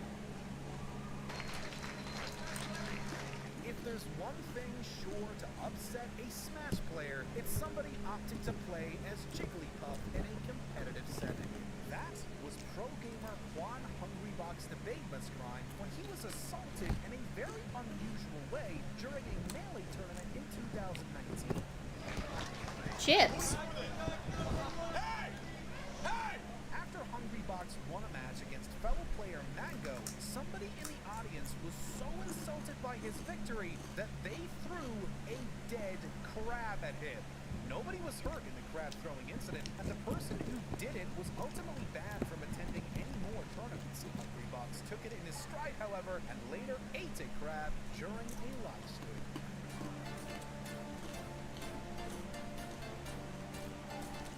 Number 3. Lindsay Lohan sues Take-Two. Grand Theft Auto 5. I mean, you can tell I'm so girl next door, right? Are you listening to me? Over the course of 4 years, Hollywood star Lindsay Lohan tried to bring a court case against Take-Two Interactive for using her likeness in Grand Theft Auto 5. The costly lawsuit dragged on until 2018 when it finally lost in the New York Court of Appeals. How out of touch are you? I'm Lacey Jonas.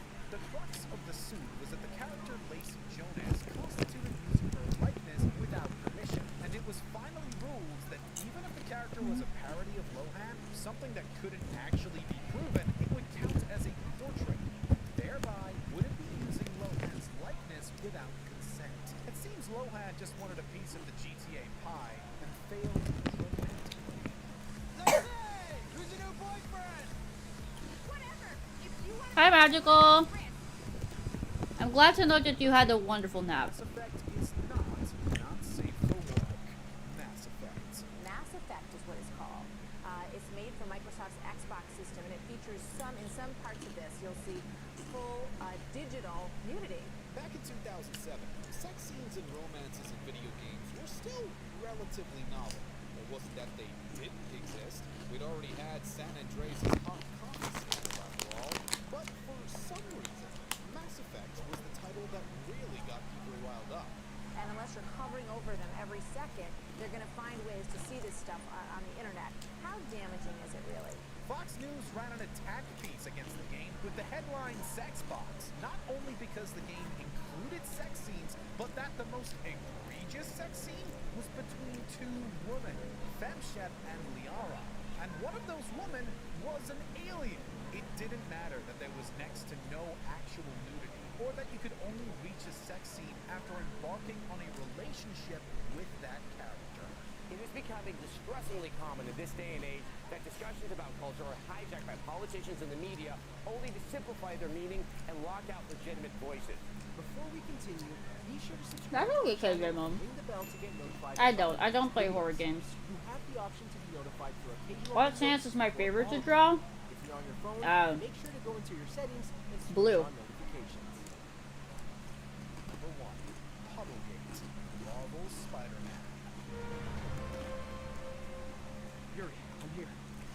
What do you think?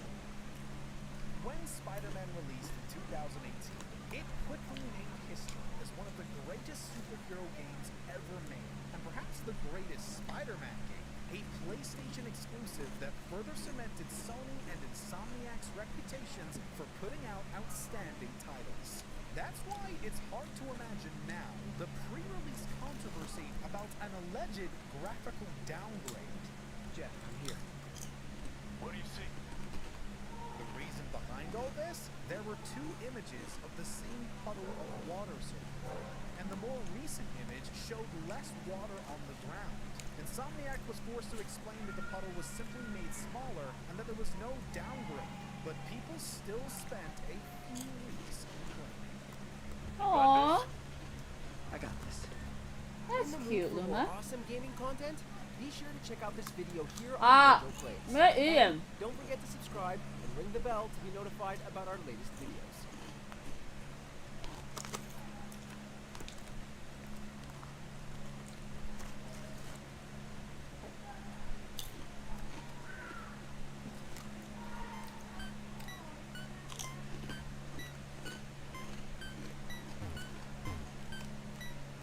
Welcome to Watch Mojo, and today we're counting down our picks for the top 20 video game urban legends.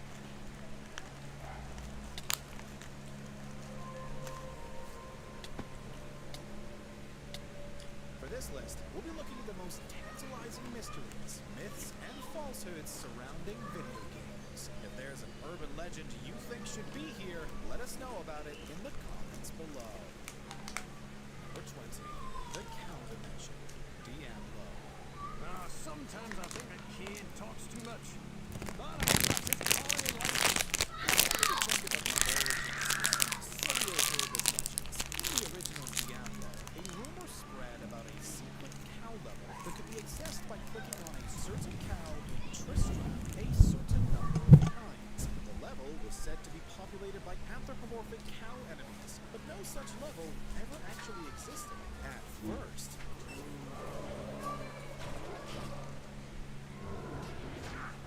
The myth became so widespread that Blizzard ended up putting a secret cow level in the game's sequel. Blizzard also referenced it in many other releases, such as in one of the cheat codes for StarCraft. Alright! Number 19. Lara Croft Nude Code. Tomb Raider. This used to be the ballroom, but I've converted it into my own personal gym. I don't actually run it anymore. Wanna see horror? Here you go. Pretty immature in the 90s. Well, a lot of us could still be pretty immature. Alright. Regardless, a Back to widespread drawing. rumor revolved around one of gaming's leading ladies stating you Hi, could Angry. get into adventure without any clothes on. Let's go to a square. The jump button has a direction. Lead me around as you want it. Of course, there never was any codes that got Lara to undress, but it was prominent enough to catch the attention of the developers, who included a sassy response at the end of the game's sequel. According to co-creator Paul Douglas, this legend could have turned into fact if someone higher up in management had asked the development team to include such a code. But we're grateful they refused. Right. Now I'd better take off these wet clothes. Number 18. The Fetus from Hell. Earthbound.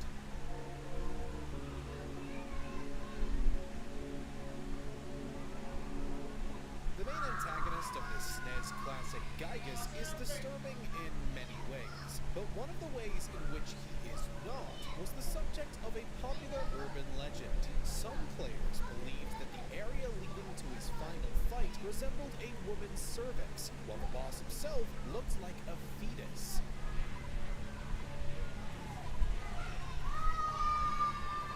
This led many to claim that Earthbound was a veiled anti-abortion message. In reality, creator Shigesato Itoi based Gygus on a childhood experience of accidentally walking into the wrong theater and witnessing a violent murder scene. Some players just had creative imaginations.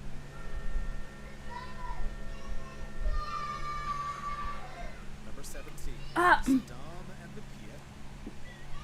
Thank you, Angry. But I already told you that you should support me on Ko-Fi, not on YouTube streams, because YouTube stream doesn't give half of my money. But I appreciate it anyway. If you haven't heard by now, it's PlayStation 2 coming to North America in the fall of 2000. The PlayStation 2 was an impressively powerful console, though some believed it capable of far more. Not long after its launch, a rumor began to spread that Saddam Hussein, president of Iraq at the time, was collecting thousands of PS2s. Reason? To combine them into a supercomputer able to perform advanced military operations. We would go from 300 polygons for bike and rider combination to somewhere from 2 to 3,000. Yes, that is incredibly silly, and most of us at the time knew the urban legend to be just what it was. Nonetheless, it still became fairly widespread among certain news outlets. The ultimate chess got better. Number 16. Sonic.exe. Sonic the Hedgehog.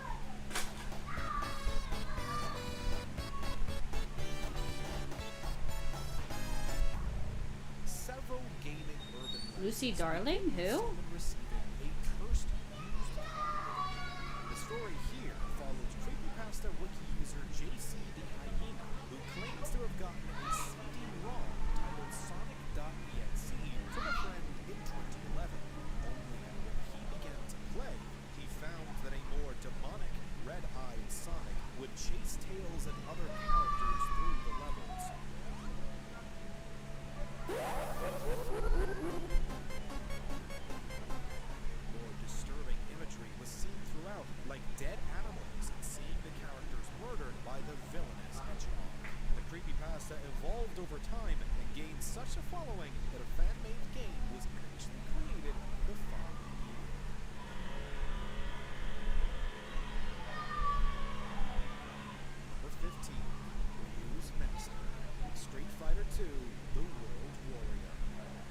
path is a righteous one. How I look forward to our reunion.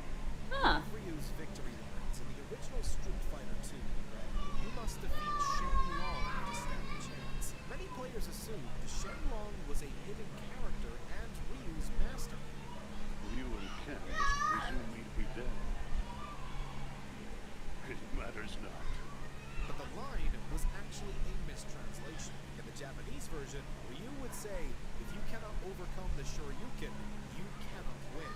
However, a 1992 April Fool's Day joke on how to face Shenlong from Electronic Gaming Monthly was spread by many other publications as fact. This prompted players to try the method to no avail. The myth of Shenlong is ingrained in the series now, with Street Fighter 4's Gouken, Ryu's real mentor, being a direct reference to Shenlong. Holy shit, Angry tipped you. Hey, brother. Number 14. Thank you. Thank you, Angry.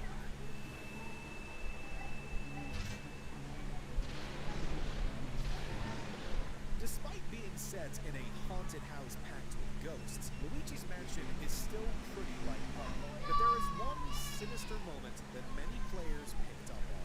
At a certain point, the mansion's power goes out. Yet strangely, Luigi will then hear a phone ringing and answer it to speak with Toad. During this conversation, a lightning flash casts Luigi's shadow on the wall, giving a haunting appearance of him happy.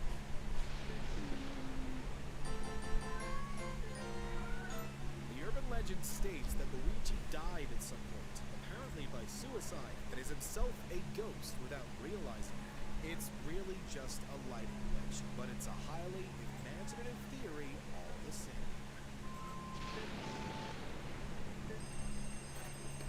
Number 13. A Walk Through Hell. Sad Satan.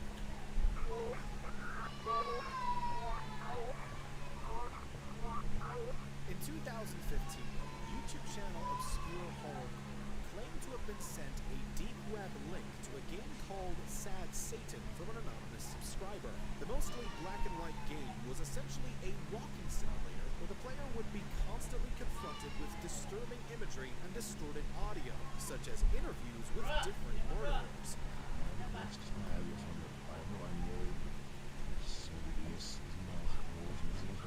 Welcome back. However, no one knows if the story behind Sad Satan is real. The gameplay was last uploaded to the channel, and no one knows what happened to the owner. Some believe they created Sad Satan to get more views, but it took on a life of its own, receiving its own subreddit and game clones.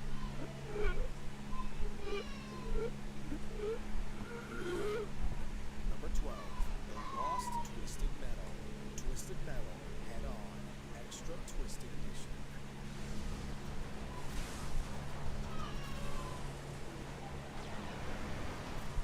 When Twisted Metal Head On was ported from PSP to PS2, it came with some nifty bonus features. One of them was titled Twisted Metal Lost, a cancelled sequel to Twisted Metal Black. However, your playthrough began with an explanation as to why it was cancelled.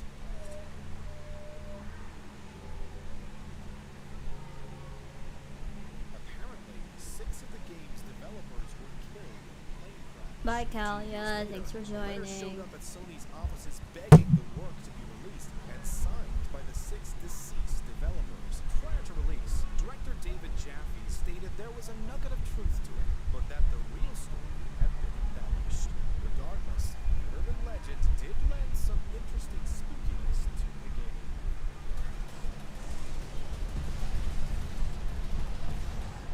Number 11. Like It Never Existed. Kill Switch.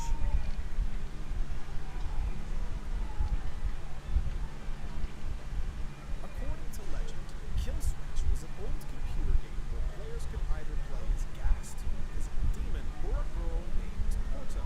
It was said to have been developed by a Czechoslovakian company called Carvina Corporation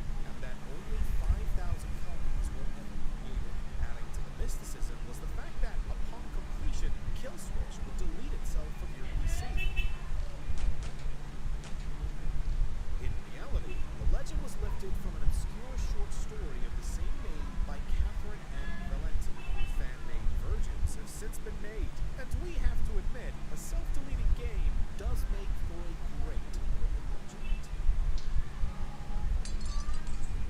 Number 10, Paul's playthrough, Petscop.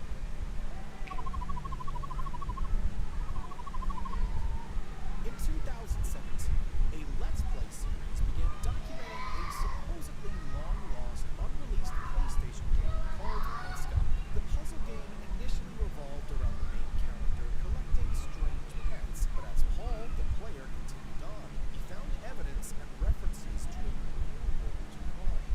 I think if I were to restart my console right now, I would not be able to find this again. The crime in question revolved around a man named Marvin who kidnapped his own daughter, believing her to be his childhood friend reincarnated. The entire series, which is comprised of 24 videos, is impressively elaborate.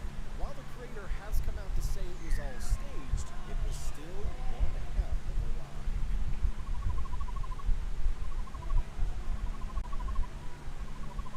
Number 9, The Sasquatch, Grand Theft Auto San Andreas. Him and homeboy Bear, they good to have on side. One of gaming's most well-known myths revolves around a wheel runner. Not long after the release of San Andreas, word began to spread of the existence of Bigfoot in-game, specifically within the hills of Back Home Beyond. Players stated they'd seen something resembling the enigmatic creature at night, though he'd vanished before they could get a good look.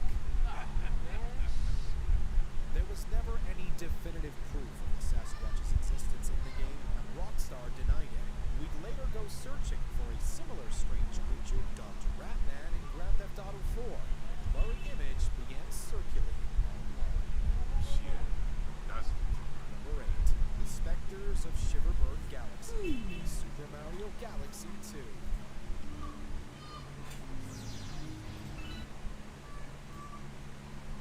Hold on.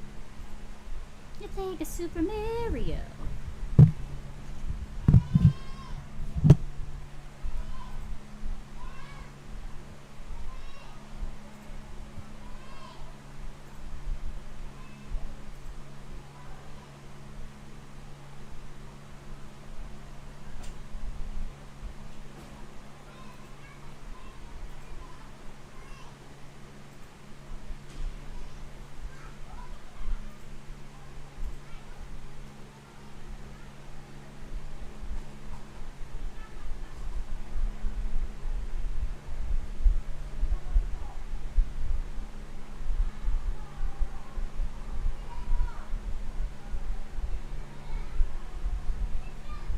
Thinking about you, thinking about me, thinking about us, what we gonna be, open our eyes, it was only just a dream.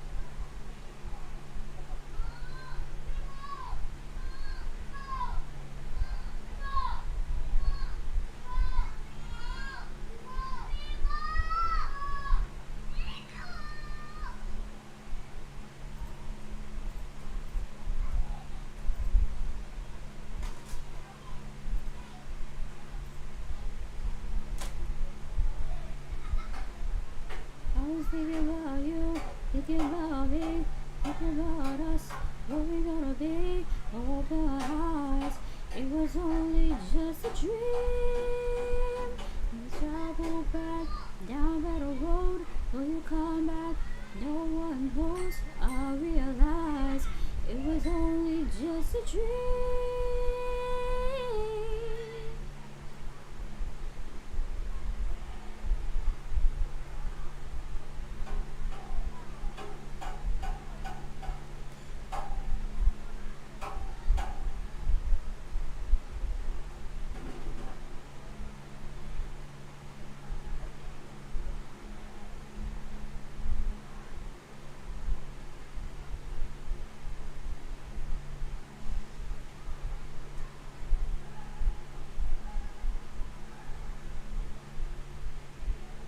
Thinking about you, thinking about me, thinking about us, what we gonna be.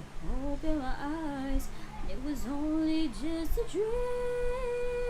So I travel back down that road. Will you come back? No one knows. I realize it was only just a dream.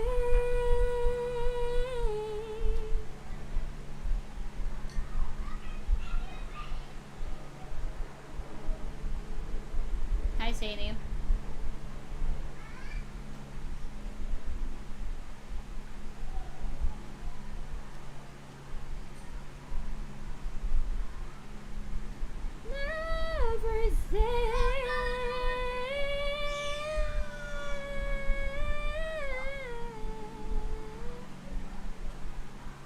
It was only just a dream.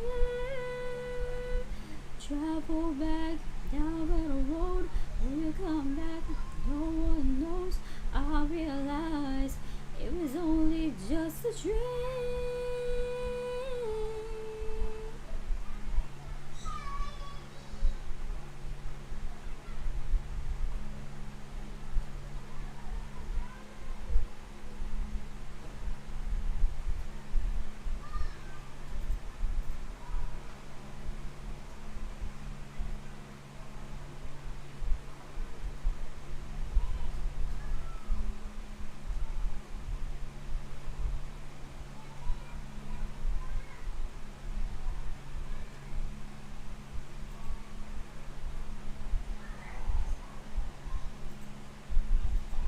Yet many are left lonely, standing solo as the only members of their evolutionary lines. But what if they weren't alone?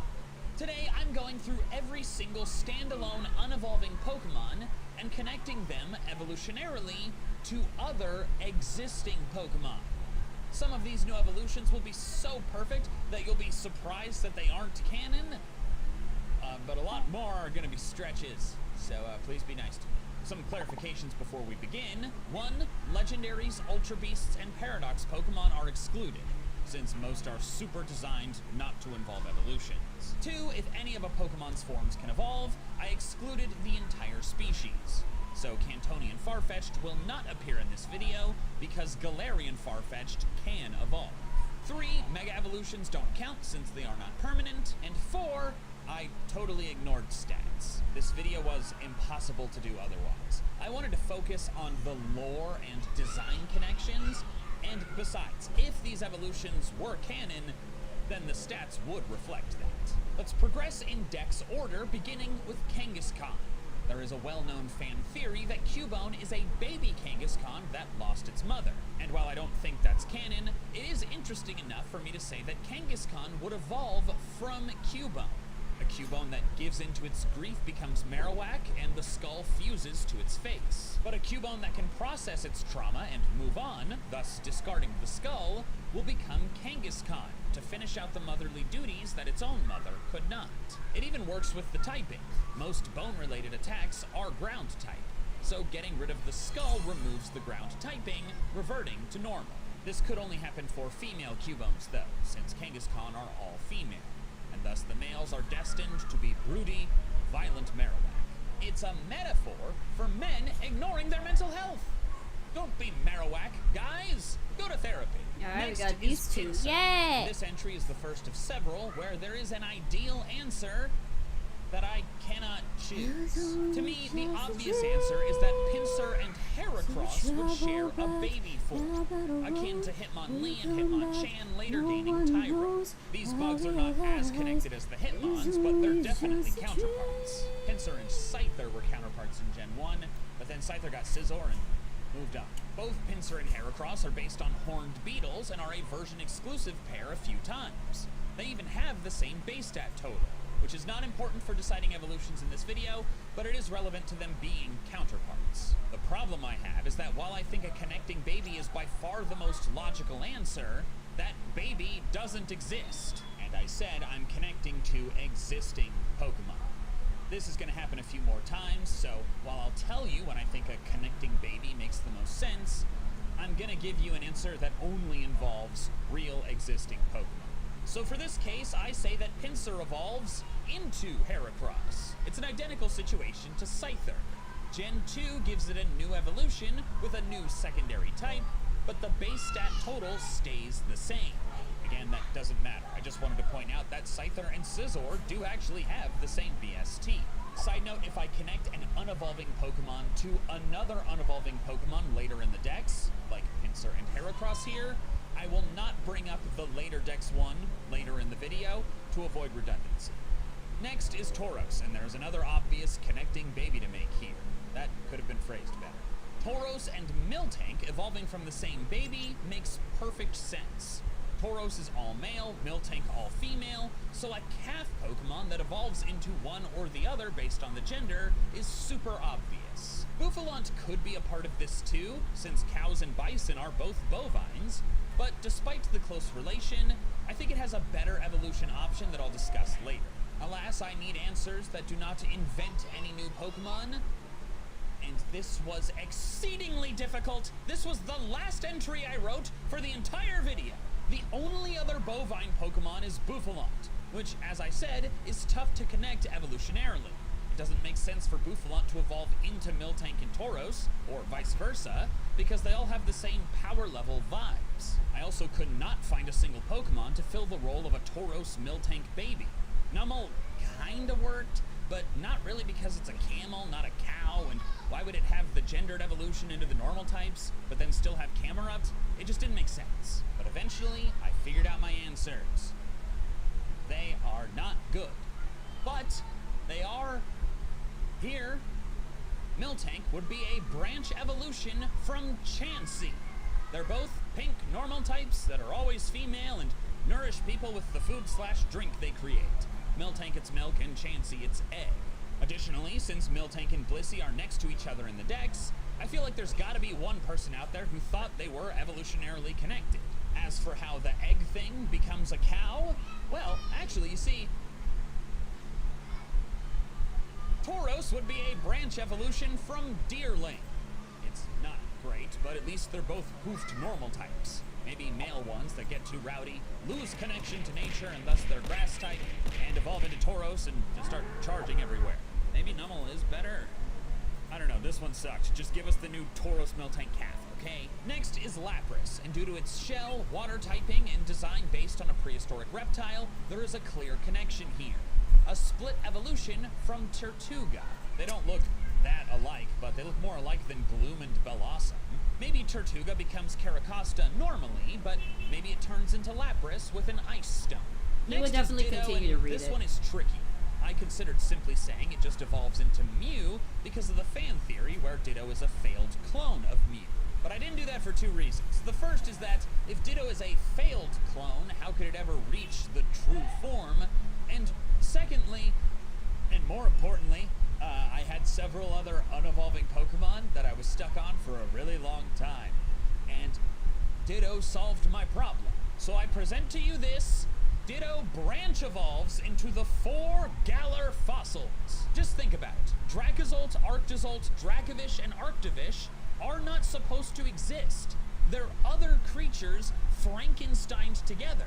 This tripped me up for a while because how could they evolve if they're not genetically legitimate?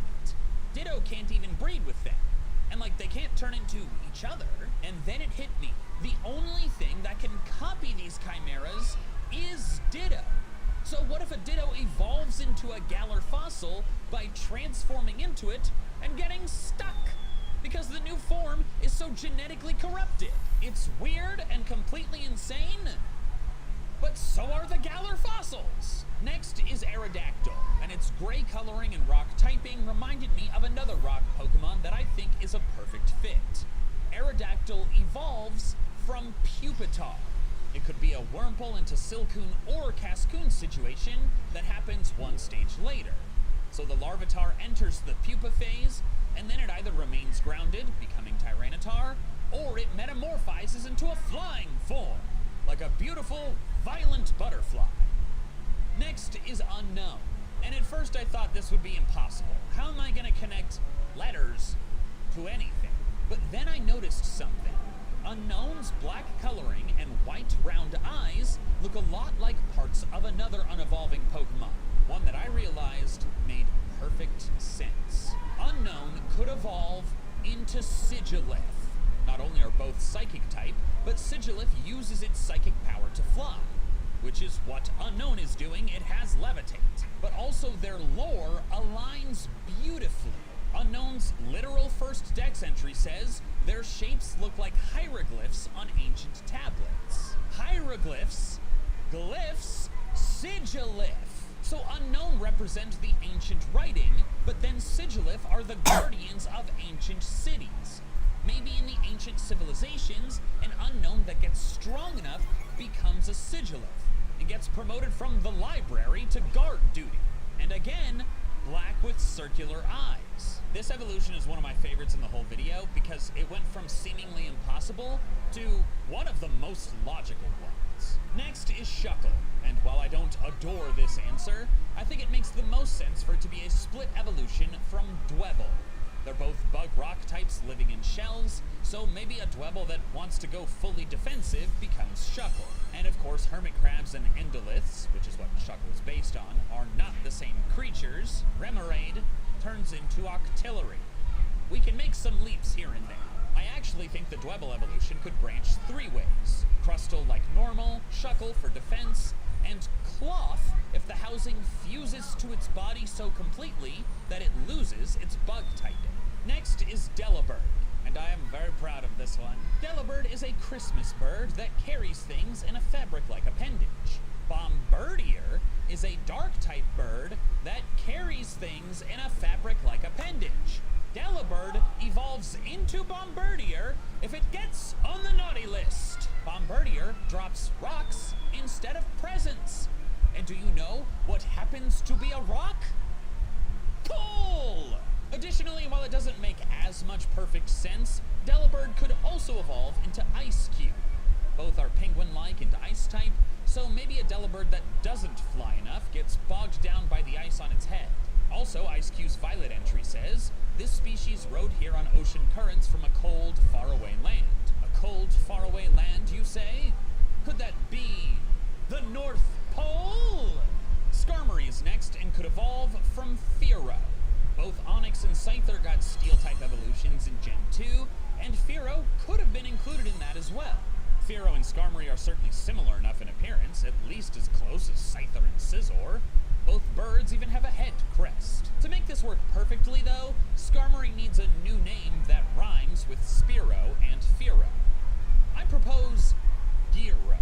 Gears are often metal, but it could also refer to gear like equipment or clothing, things you would find in an armory, which is of course part of Skarmory's original name. Next is Smeargle, and the best fit is having it branch evolve from Shroodle.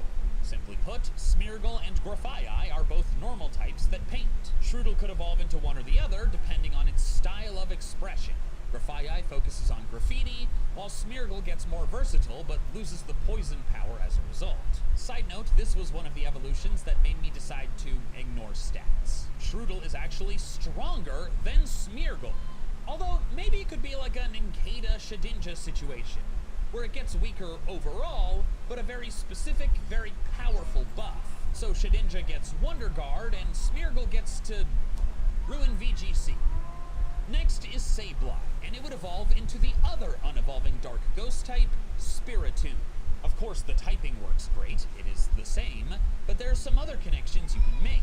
Sableye is feared because these Pokemon are thought to steal the spirits of people when their eyes burn with a sinister glow in the darkness. Meanwhile, Spiritomb was bound to a fissure in an odd keystone as punishment for misdeeds 500 years ago.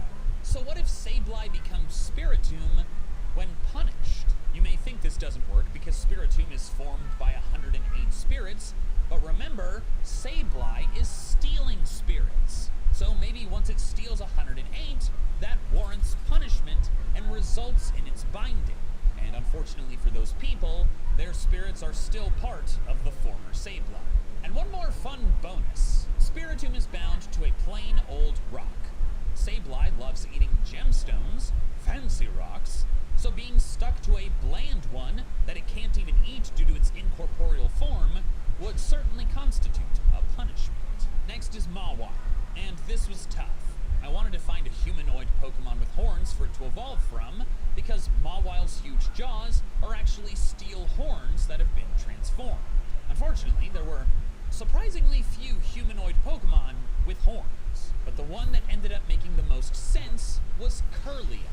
Curlia uses the horns on its head to amplify its psychokinetic power. But what if it somehow loses that psychic power?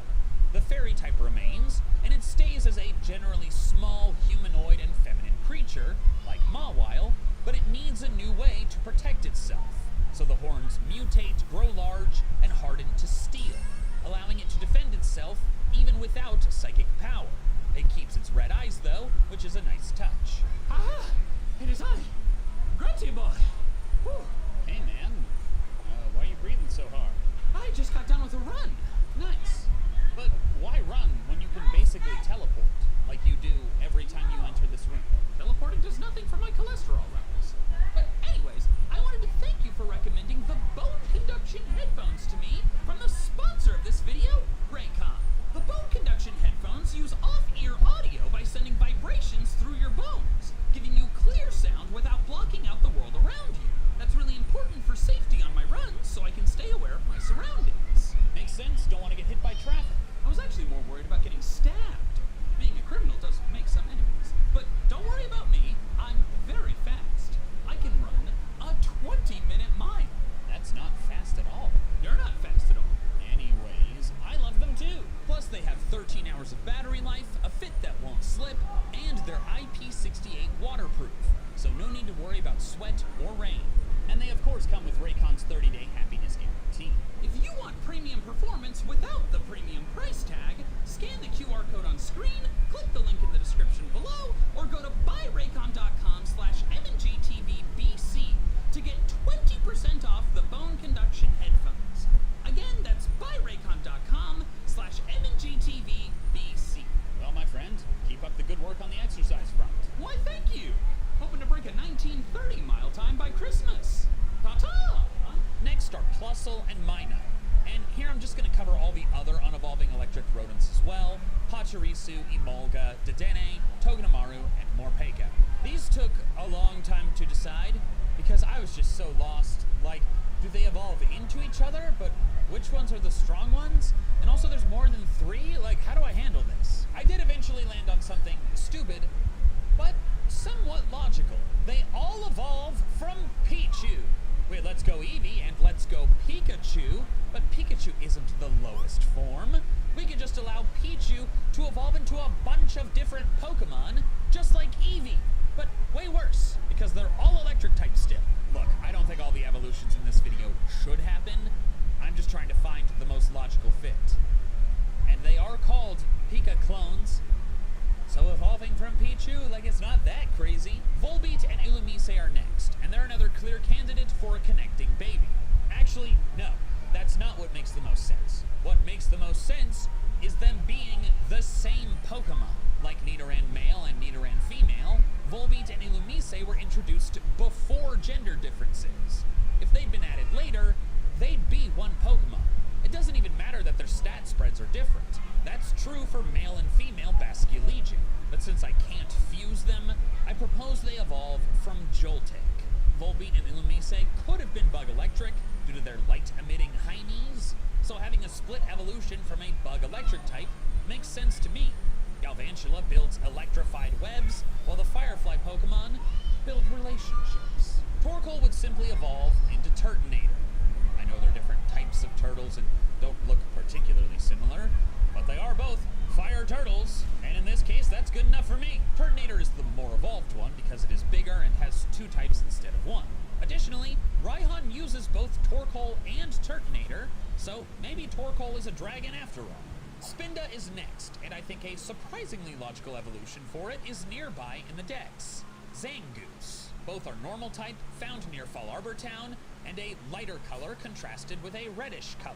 Red pandas and mongoose are not super closely related, but at least they're both carnivorous mammals. I like to think that a Spinda could evolve into a Zangoose, once it has experienced combat with Zangoose' sworn enemy, Seviper. They essentially lock in. Their eyes focus, their color contrast increases, and they gain battle scars. The uniqueness of the spots on Spinda go away because their scars affect their fur patterns. Speaking of Seviper, it is next, and the easiest thing to do is make it a branched evolution from Ekans. Sure, most branch evolutions have type differences, while Arbok and Seviper are the same type, but so are all the Hitmons, Slowbro and Slowking, and Huntail and Gorbis. So this is fine. Lunatone and Solrock are yet another pair that could be easily connected by a mutual baby. But the difference with them is that the baby already exists. Solrock and Lunatone could evolve from Minior. They're all Meteorite Pokemon, but Minior is the smallest and thus works best as the base form. Minior evolves and loses its flying type, replacing it with Levitate, and gains psychic powers. Maybe the red, orange, and yellow Minior could evolve into Solrock, while the green, blue, indigo, and purple evolve into Lunatone. The shiny one can be a coin flip. It works great! Except for the fact that Shield-Step Minior is actually stronger than Solrock and Lunatone.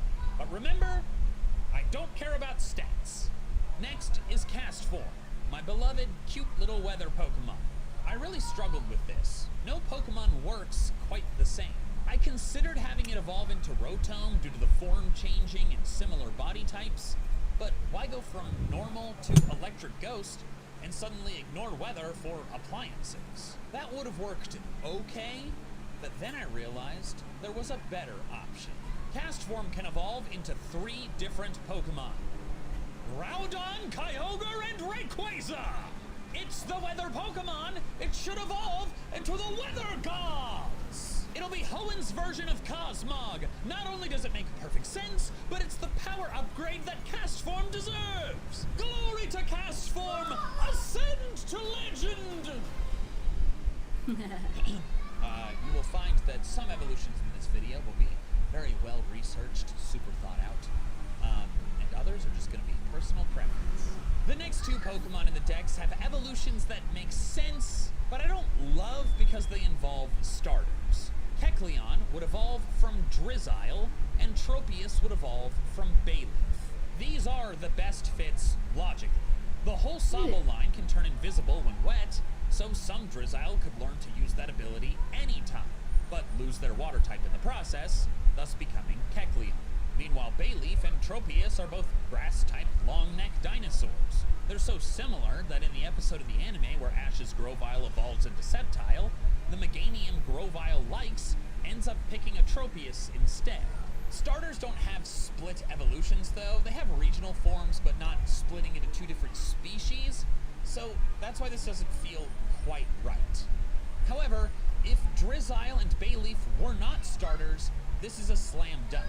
So because of that, and the fact that I couldn't figure out any other good options, I'm sticking with these picks. Next is Absol, and my evolution pick is gonna at first sound weird, but I promise it works really well, so just hear me out. Absol would be a split evolution from Gothorita. Hear me out!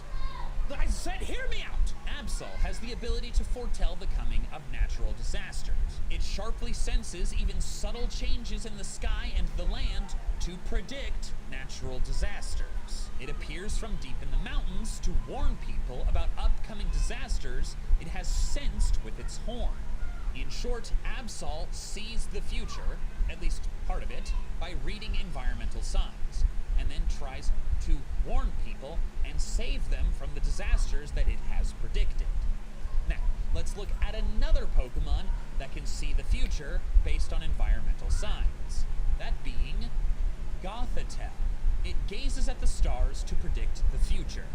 It acts somewhat detached because it has seen the end of all existence. A criminal who was shown his fate by a Gothitelle went missing that same day and was never seen again. Gothitelle unleashes psychic energy and shows opponents dreams of the universe's end. So Gothorita gains some kind of future sight upon evolution, but it could have 2 paths. It could use that power to save people, or that power makes it detached and even cruel. Gothitelle is the latter path, but Absol is the former.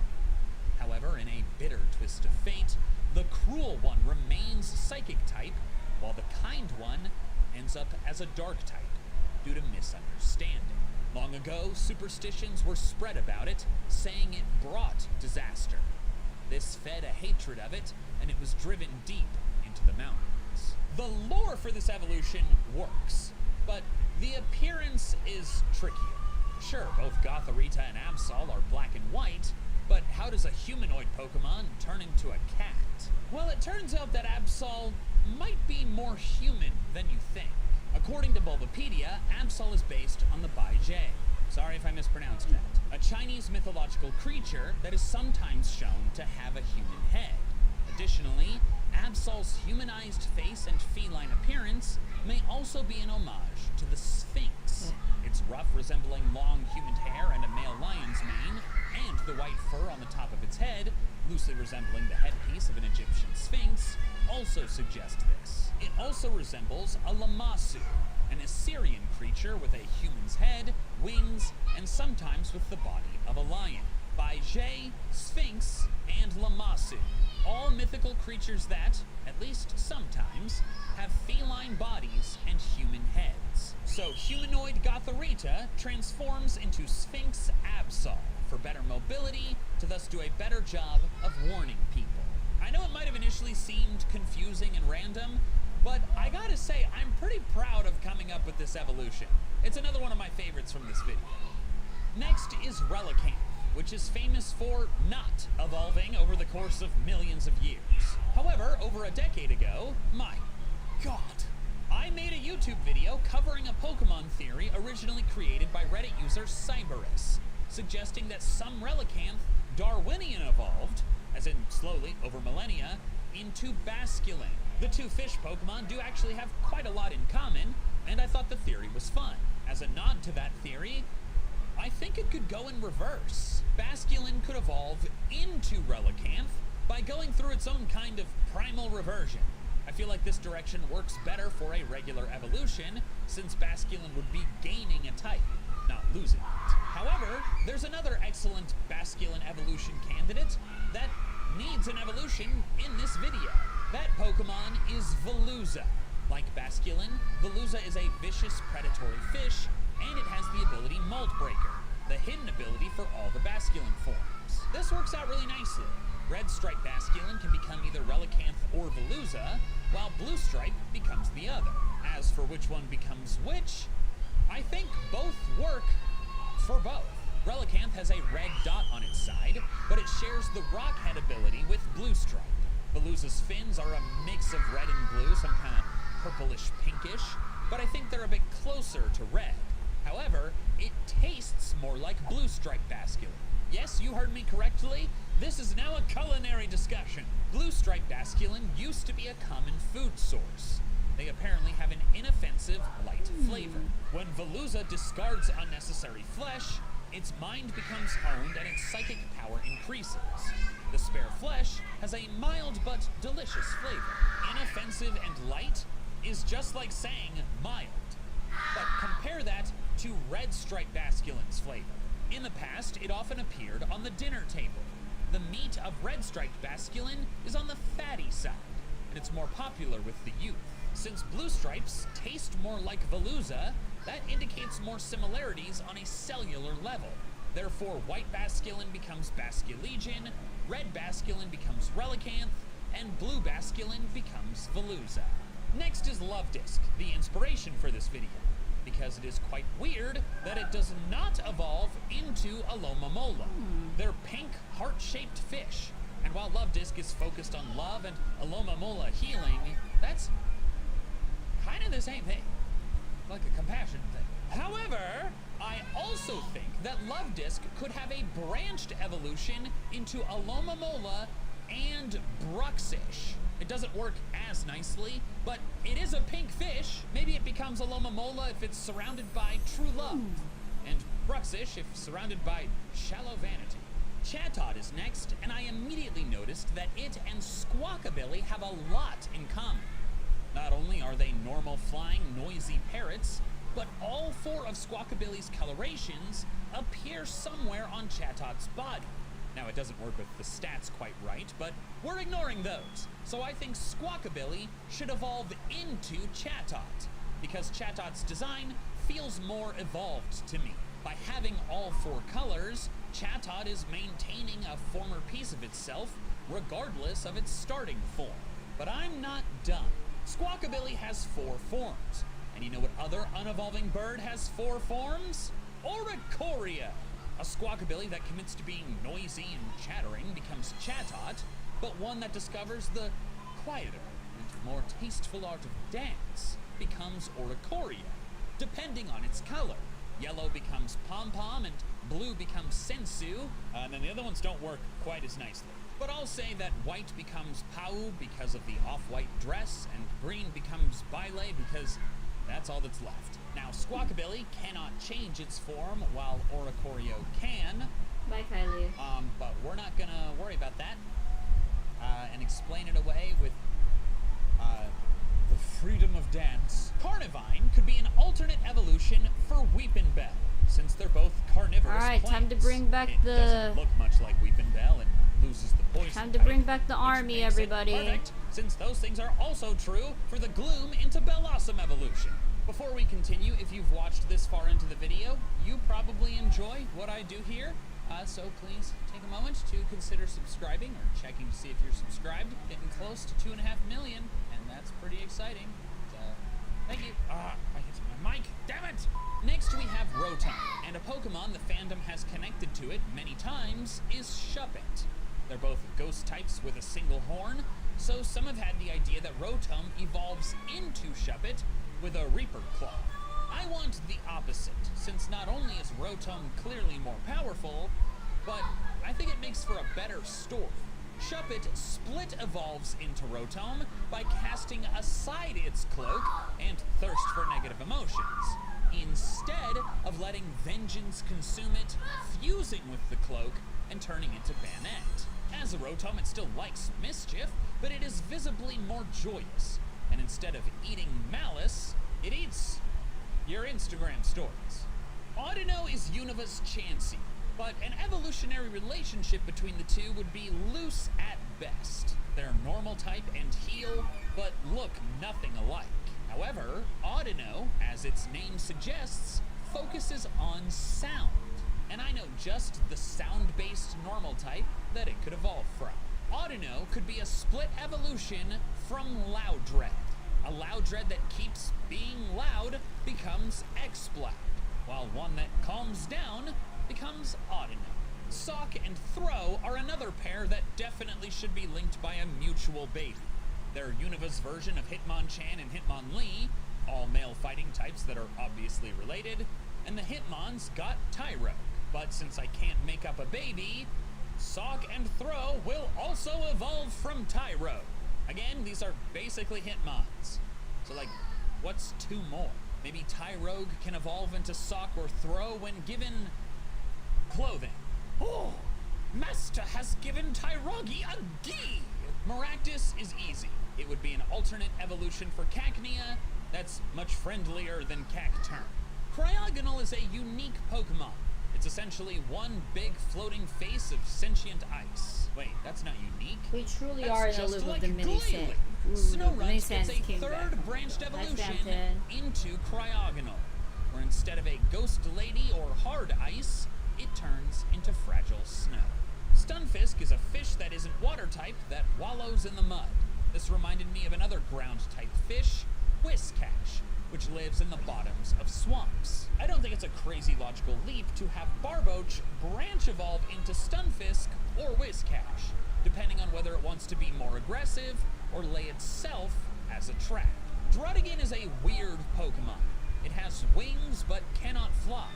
It is a blue pure dragon with stone-like body parts that is not rock type. And then I realized something. That all reminds me of Bagon. Druddigan could be an alternate evolution for Bagon, specifically those that do not have the patience to go through the cocoon-like Shelgon phase. The Bagon powers up sooner, but its wings never fully grow, and thus Druddigan cannot fly. As it sees the salamence that were patient enough, it grows jealous of their flying abilities, and the rocky part of Bagon's head expands and turns red with rage, creating Drudigan's spiky head. It could serve as a lesson in patience and hard work. Next is Bouffalant, and while its bovine nature connects to Tauros and Miltank, as I said earlier, they all feel equal in evolution stage, so I couldn't make the connection work. But what does work surprisingly well is having Bouffalant evolve from dub wool. While a sheep is not a bison, both are in the family Bovidae, distinct from Bovinae, which is a subfamily and thus more specific. Dubwool and Bouffalant also share the normal type, long horns, and round fluffy hair that absorbs impact. I think Bouffalant makes more sense as the final form, since Dubwool is smaller. Although, interestingly, they have the same BST. Next is Heatmore, and its most distinct feature is its flame-covered tongue that it uses to feed on Durant. What's another Pokemon with its tongue as a major defining feature? Heatmore could evolve from Lickitung. What are you keeps doing doing here? the same thing as Lickitung, but some Lickitung could specialize into targeting a specific prey, and thus become Heatmore. The one sticking point is that Lickitung is either amphibian or reptilian. It's either a salamander or a lizard, while Heatmore is a mammal. It's an anteater. So those are not that closely related. However, allow me to remind you, Remoraid and Octillery, Remora and Octopus, wildly unrelated animals. They're not even in the same phylum, whereas reptiles and mammals are both in the phylum Chordata. Okay? So this is fine. Next is Heatmore's prey, Durant. And speaking of related animals, do you know what other insects are actually very closely related to ants? The order, which is a pretty specific categorization level, Hymenoptera, includes ants alongside bees and wasps. Additionally, all insects in that order have a worm-like larval stage and an inactive pupal stage before they reach adulthood. Larva, pupa, adult. Sounds just like Weedle, Kakuna, and Beedrill. Durant would be a branched evolution from Kakuna. It just burrows instead of stinging. Furfrou is a hairy dog, which reminded me of Stoutland. Thus, it could be a branched evolution from Herdier. Vain Herdier become Furfrou, while those that don't care to get regular trims become Stoutland.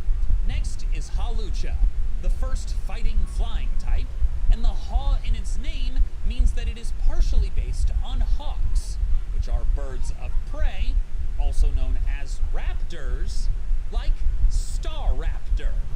Hawlucha could be a branched evolution from Staravia. The Starly line is already one that's keen on combat.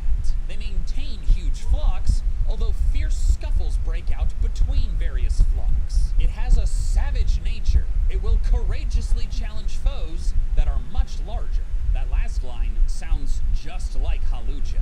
Although its body is small, its proficient fighting skills enable it to keep up with big bruisers like Machamp and Hariyama. The Starly line combat focus is also demonstrated by Staraptor learning close combat upon evolution.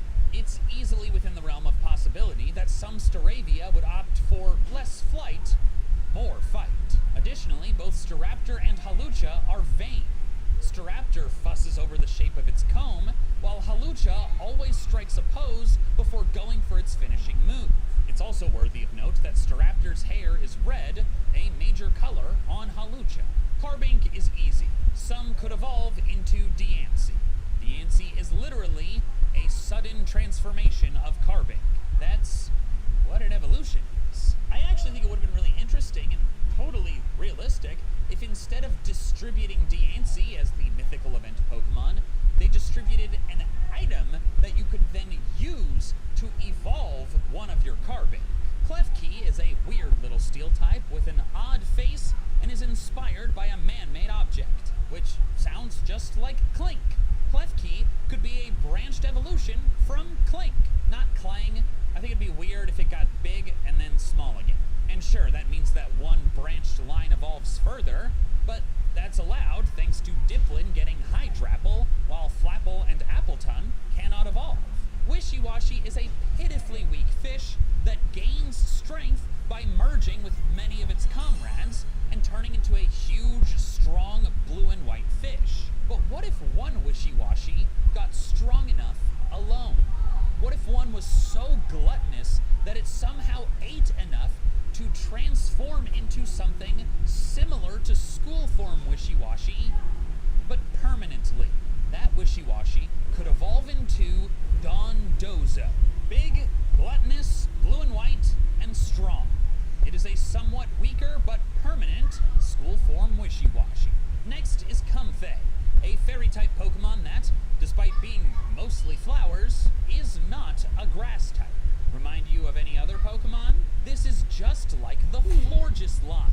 Comfey could be a branched evolution of Floette. Those that become Comfey focus on healing and support, while those that become Florges have more of a tendency for, violence. Next are Oranguru and Passimian, another pair of counterparts that could easily have a connecting baby. Does it become the nerd or the jock? I do think the best fit for this baby is a totally new Pokemon, but if I must choose an existing one, Apom makes the most sense, just because it's a monkey. That's all I got. Therefore, Apom would evolve into Ambipom, Passimian, or Oranguru.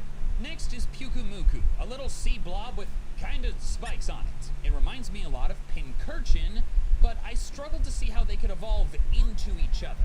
They feel too equal in power. So let's check the taxonomy. Pyukumuku is a sea cucumber, while Pincurchin is a sea urchin, both of which are aquatic invertebrates in the phylum Echinodermata. Phylums are pretty broad. But let's just keep going, because I don't know what else to do. Echinoderms include starfish, brittle stars, sea urchins, sand dollars, and sea cucumbers. Starfish, you say? Close enough. Pyukumuku and Pincurchin become branched evolutions of Staryu. It kinda works. A little bit. Pyukumuku's mouth is a star, and it has 6 spikes, like Starmie has 6 points. And Pincurchin is kinda like a star itself. It's pointy and electric, so it glows. This one is not the best in the video, I admit. Komala is based on a koala bear, which is actually not a bear, it's just a koala. A marsupial with no relation to real bears. But then another sleepy, normal type, somewhat connected to bears Pokemon, is Snorlax. I think Komala could be a split evolution from Munchlax, where it gets sleepier than Snorlax, literally always being asleep, but nowhere near as gluttonous, leading to its much smaller size. Mimikyu is an easy pick for me. It would evolve from Pikachu. Mimikyu's whole thing is that it's horrifying, but that it wants to be loved and adored like Pikachu. But what if it wants to look like Pikachu, not because it's the series mascot, but because it used to be a Pikachu? But then something happened that disfigured it, forcing it to cover itself up and try to look cute again. Drampa is covered in white fluffy fur or feathers, hard to tell which, that remind me of Mega Dragonite's wings. Since those are supposed to be a nod to Dragonair's head wings, it seemed like a logical connection to have Drampa be a split evolution from Dragonair, where the head wings expand to cover many other parts of its body. Drampa doesn't really look like Dragonair, but to be fair, neither does Dragonite. Delmise is a big anchor Pokemon, but it's not actually the anchor itself, as evidenced by the fact it is not steel type. After a piece of seaweed merged with debris from a sunken ship, it was reborn as this ghost Pokemon. Clearly, the best pre-evolution for Delmise would be that seaweed. There is no seaweed Pokemon specifically, Hi, Bingus. but there is one that's quite close. Delmise would be a branched evolution from Tangela, because the whole body is swathed with wide vines that are similar to seaweed. A Tangela that stays on land becomes Tangrowth. One that is lost What the at fuck sea did Fel do? goes around some detritus and becomes Delmise. Cramorant is a water-flying aquatic bird Pokemon, so the easy pick is to make it an alternate evolution for Wingull or Ducklet. But I like Ducklet more. Ducklet could become beautiful, graceful Swanna, or it could continue being a goof. Next is Phalos, which I at first thought would be tricky, but then I realized Phalanx evolves from Execute.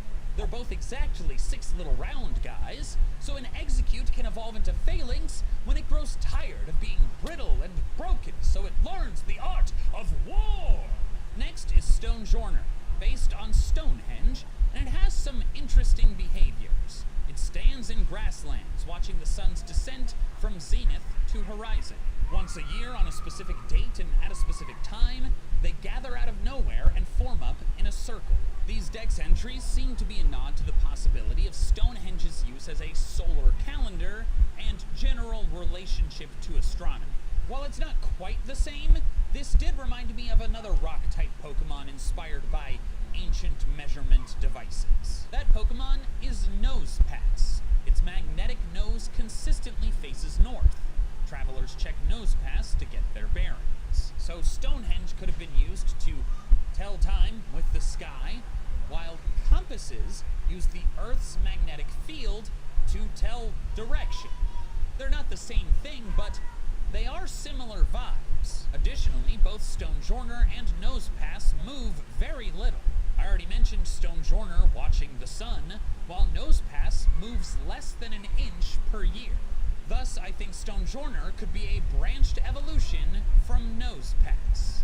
Next is Indeedee. I don't know, In addition to KJ. butlers and maids, Bulbapedia claims this Pokemon is based on Lares, the household deities in ancient Roman religion, said to protect the house in exchange for worship and gratitude. However, I personally feel that they're more inspired by something that Lares reference. Lares are commonly depicted in pairs and holding Rita, horn-like containers that often depict satyrs, half-goat creatures from Greek mythology. To me, both male and female Indeedee are satyrs themselves due to their goat-like horns. Thus, it makes sense to me that Indeedee becomes a branched evolution from Skiddo. The grass to normal psychic type is kind of a clunky transition, but hey, they're goats, which is pretty goated. That's just so dumb. Next is Cyclizar, and the clear answer here is that it evolves into Koraidon or Miraidon. Now, I know that it's not supposed to work like this. The legends are past and future versions of Cyclizar, not evolutions. Misdreavus does not evolve into Fluttermane, and this is why I didn't have Delibird evolve into Iron Bundle.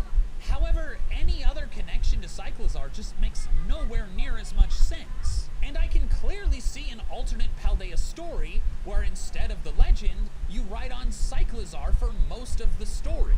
Then eventually, through the power of some kind of time travel item, transform and evolve your loyal steed into the story legendary. Next is Orthworm, and while I considered dubbing it a smaller, sleeker, and sillier version of Steelix, I opted for a different Serpentine Pokemon, one that it could evolve from. Orthworm could evolve from Dunsparce. Both are Serpentine, as I said, burrow and dig without being ground type themselves, have light blue somewhere on their body, and have extra appendages. Maybe Dunsparce's little wings turn into the tendrils Orthworm uses to attack. Next is Flamigo, and when deciding this, I immediately looked for other long-neck bird Pokemon. One caught my eye immediately, Doduo. With its long legs and spherical body, I could see a strong connection to Flamigo. There's a problem, though. What happens to the other head? Pokemon gain heads through evolution, not the other way around. Wait, actually, that's not true. Cherubi's little bulb head goes away when it becomes Cherim, and female Combee has 3 faces, while Vespiquen has just 1. So this could work. Alarmingly well. Yep, Minnie is back. Because I know what happens to the other head. This Pokemon apparently ties the base of its neck into a knot, so that energy stored in its belly does not escape from its beak. Flamigo is a branched evolution from Doduo that happens when one head swallows the other. The energy of that head remains in its belly, but it escapes if Flamigo unties its neck. It's dark and gross, but pretty fun. And now for the final Pokemon of the video, Tatsugiri. It's clearly clearly based on sushi, but Bulbapedia says Tatsugiri also somewhat resembles the koi fish, which, like Tatsugiri, has many colored varieties. I noticed this and started looking for koi Pokemon. Goldeen and Seaking could be partially based on koi in addition to fancy goldfish, but I struggled to make an evolution connection. But then a different Pokemon caught my attention. Magikarp. If you didn't know, carp and koi are actually the same species. It's just that koi are selectively bred to look prettier. Additionally, Magikarp's evolution into Gyarados may be based on a legend about how carp that leaped over the Dragon Gate would become dragons. Yet Gyarados is not a dragon type. But Tatsugiri is. Magikarp is both weak and stupid. I'm sorry, Magikarp fans, that is what it is. This weak and pathetic Pokemon gets easily pushed along rivers when there are strong currents. Then as for stupid, its reckless leaps make it easy pickings for predators. On the bright side, many Pokemon enjoy longer lifespans thanks to Magikarp. Weak and stupid. So maybe Magikarp could split evolve into Gyarados or Tatsugiri depending on which of those problems it solves. Gyarados is incredibly powerful, but it destroys things recklessly. Maybe as some kind of divine punishment for its vicious nature, it does not get to be a dragon type, even ending up dark type in its mega form when it could have easily turned water dragon. As for Tatsugiri, it's one of the most intelligent dragon Pokemon. It camouflages itself by inflating its throat sac. This Pokemon tricks its opponents by playing dead. It is small and weak, but it uses its smarts to survive. Additionally, Magikarp has a ton Alright, I think of I'm color done with variations this. in the Hell game yeah. Magikarp Jump. This is reminiscent of Tatsugiri's color variations. So a dumb, mean, and strong Magikarp? That's Gyarados. But a weak, yet smart one, that's Tatsugiri. And I think that's really fun. Thanks so much for watching. If you want to see another one of my videos where I have some fun changing Pokemon info, check out my video where I pick out a new pseudo-legendary Pokemon for all of the types that don't yet have one.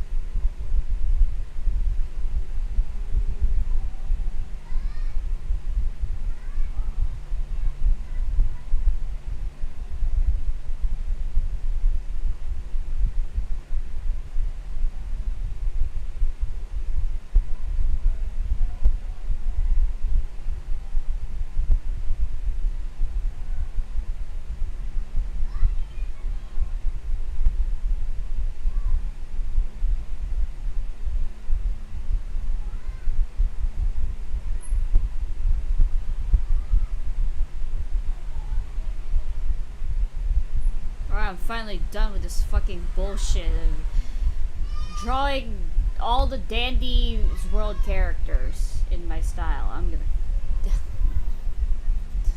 kill myself.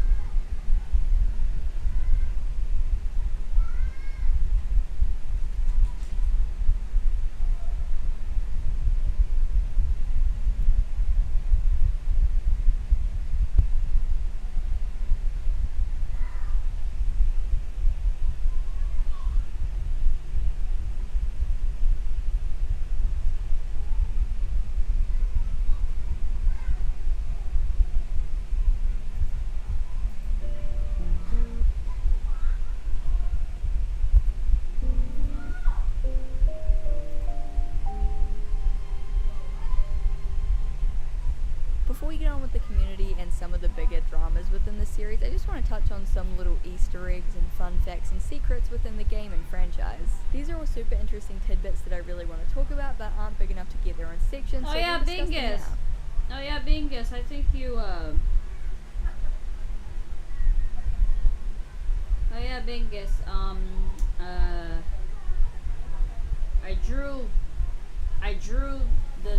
I drew the Sanders as women. There you go. That's what you missed. Lamau.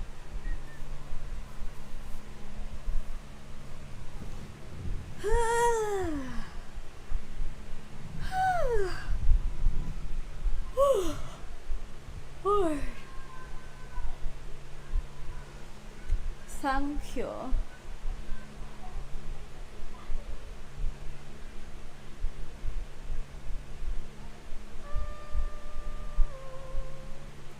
Welcome back.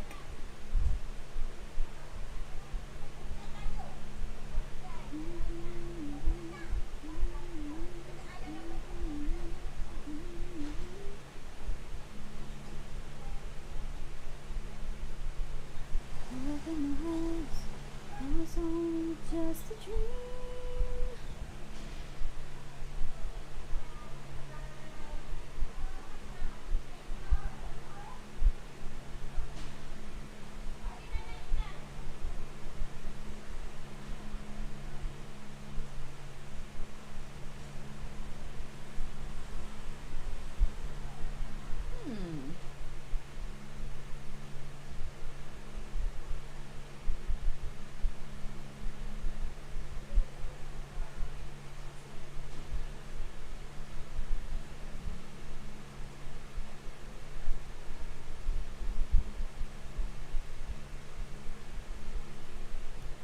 Wilson.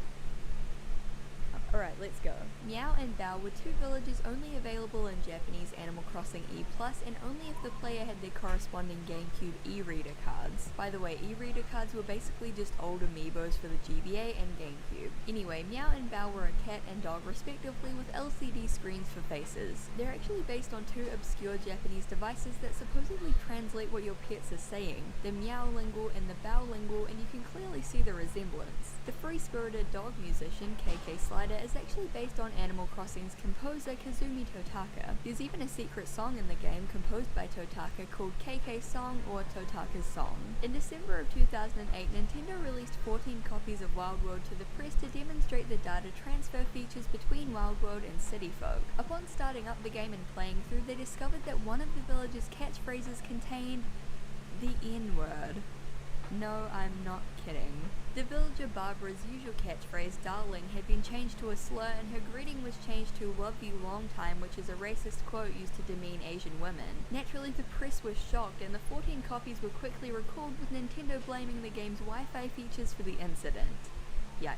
It turns out that the Able sisters, the trio of Taylor Hedgehogs who run the clothes shop, have a pretty sad backstory. The Able sister store was originally run by their parents, who passed away in a tragic accident, and handed it down to their eldest sister, Sable. Shortly after their parents' death, Sable and the middle sister, Label, got into an argument, and Label left for the big city to become a fashion designer. This left Sable alone, having to run the shop and raise her younger sister all by herself. In Wild World, Sable will get depressed during the month of January, possibly linking back to her parents' death, and throughout the series she'll be cold and standoffish until the player slowly befriends her. It's honestly a pretty sad story about a family driven apart by the loss of their parents, and the ending is pretty bittersweet. In New Leaf, Label has moved back home and seems to be mending things with her sister, and in Happy Home Designer, Sable confides that she's grateful that Label is back, but is terrified that Mabel will move away like she did. In New Horizons, Label is no longer working in the store and instead traveling the world learning about fashion, so in a weird way, Sable's fears of abandonment were confirmed when her sister moved away again. In the GameCube titles, while crossing over to the island on Captain's boat, players have between a 1 and 4% chance of seeing the silhouette of a giant whale beneath the boat. The whale isn't catchable since you can't catch fish on Captain's boat, but if you use cheats to glitch it into the river and catch it, the player will pull up an Arapaima with the glitch description text.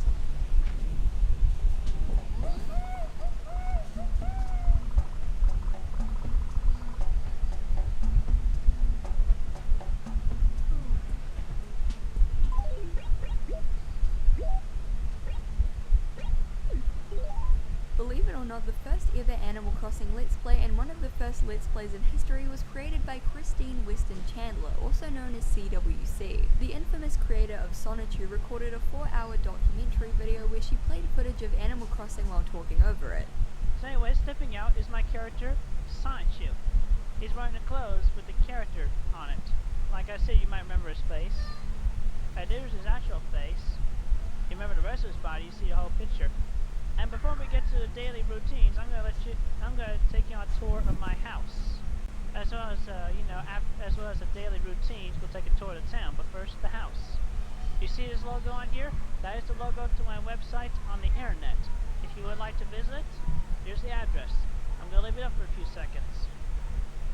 Despite the documentary label, the video has all the hallmarks of a Let's Play, and it's been suggested that this may in fact be the first Let's Play ever created. This video was even featured in an official issue of Nintendo Power in a small section titled Sonichu's CWCville documentary. Trading has always been a really important part of the series, but the GameCube actually didn't have internet functionality. Instead, when players wanted to trade, the game would give you a code which you would then give to your friend, which they would input to receive the item. It's believed that these passcodes were actually just the item's reference number within the game, meaning that sites like Cheap Planet and Animal Crossing Wiki had lists of passcodes for every item in the game. From clothing to furniture to fossils to fruit, players abused this system to essentially get any item in the game. As my friend Charlatan Wonder wrote, quote, "I had quite literally everything I ever wanted in AC thanks to a single printout from the computer lab." Fans were super hyped when they found out that Animal Crossing was partnering with Build-A-Bear Workshop, hoping that they could make and dress up their favourite villages. However, the fandom was outraged when the only two characters available were Isabelle and Tom Nook, and though KK Slider was later added, fans were still disappointed. In Wild World, seeds were items originally used as beta tools by the developers in order to populate the player's town with trees, houses, and objects. Players are never intended to use seeds, and they aren't available unless you hack them in using an action replay. These seeds may seem harmless, but they could cause complete havoc within the game. Seed hackers could travel to other people's towns and place houses and trees in front of buildings and entryways, preventing the player from entering. They could also place seeds all over the town, since having too many objects in one town causes the game to lag and crash. Scarily, another method of seed hacking existed, using items called brick seeds. These seeds were often used maliciously and were more hardware intensive than regular seeds, causing more serious consequences. Hackers could trap the player in a never-ending cycle of entering and exiting their house, they could add too many villages to the game, and they could place multiple copies of large buildings in the town. All of these hacks would often cause the game to freeze, crash, and in severe cases entirely brick the game, or god forbid, the entire DS console. Understandably, this was a huge problem, as random strangers had the potential to break your entire game and brick your DS hardware with no way to fix it. Players had to carefully screen everyone coming into the town, and it was advised to never invite strangers over, which is just good advice for life in general. In September of 2020, YouTuber Jax Films made a tweet warning players about a glitch villager called Warbert that could supposedly crash your game. The tweet got over 20,000 likes, and New Horizons players began to panic. This was, of course, a hoax, but many players were genuinely confused and began spreading warnings about Warbert all over the internet. Similarly, artist Southpaws posted this Pocket Camp screenshot showing a villager edited to look like the character Nina from Full Metal Alchemist. This reference kind of flew over some people's heads though, as many thought that this was actually some sort of hacked creepypasta characters, with rumors spreading that the screenshot was real.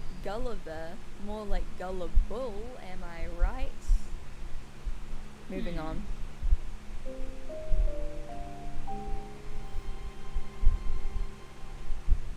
Animal Crossing was always intended to be a social game, a game about connections, and one that you would share with friends and family. The first ever online community for the game is believed to be AnimalCrossingOnline.com, which ran from February 2002 to 2006. This site was originally named Animal Forest GameCube, since it was actually made before the game was named or released outside of Japan.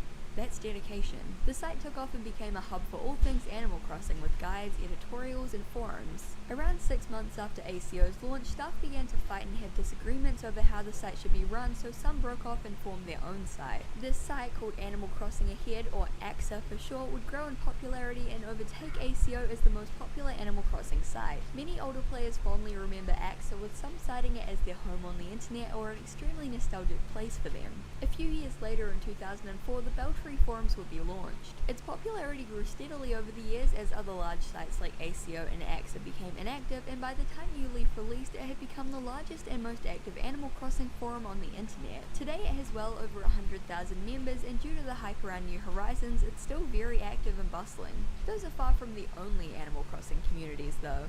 r/Animal Crossing has over 1 million active users, and there's over 500,000 members in the official partnered Animal Crossing Discord. However, with a large and bustling community comes a lot of drama, and oh boy, the AC community has no shortage of that. Take, for example, the Great Star Tree drama of 2020. In New Horizons, there's a mechanic where you can wish upon stars, which will then land on your island, and you can use for Zodiac-themed crafting recipes. Not only were these Zodiac items highly valued in the world of aesthetic island decoration, decorations, but the actual star fragments themselves were admired for their aesthetic appeal and sometimes even placed around islands as decoration. This is why players were so intrigued when photos began popping up around fan forums showing what appeared to be trees with star fragments growing on them instead of fruit. Now the AC fandom has always been kind of argumentative and divisive, and they were very divided on the topic of hacking. Perhaps stemming from the days of brick seeding, some players are completely against hacking in any form, claiming that it's unfair, it's cheating, and it's not how the game is meant to be played. Others believe that the game is about freedom of expression, and hell, they paid for the damn thing, they should be able to do whatever they want with it. Now star fragment trees were actually just modded versions of money trees, and therefore were only obtainable through hacking your game or paying someone else to deliver you a hacked tree. Because of this, some people campaigned against and shamed people with star fragment trees for cheating, though regardless, the item grew increasingly popular. And I mean, what were they going to do, report them to the Nintendo police?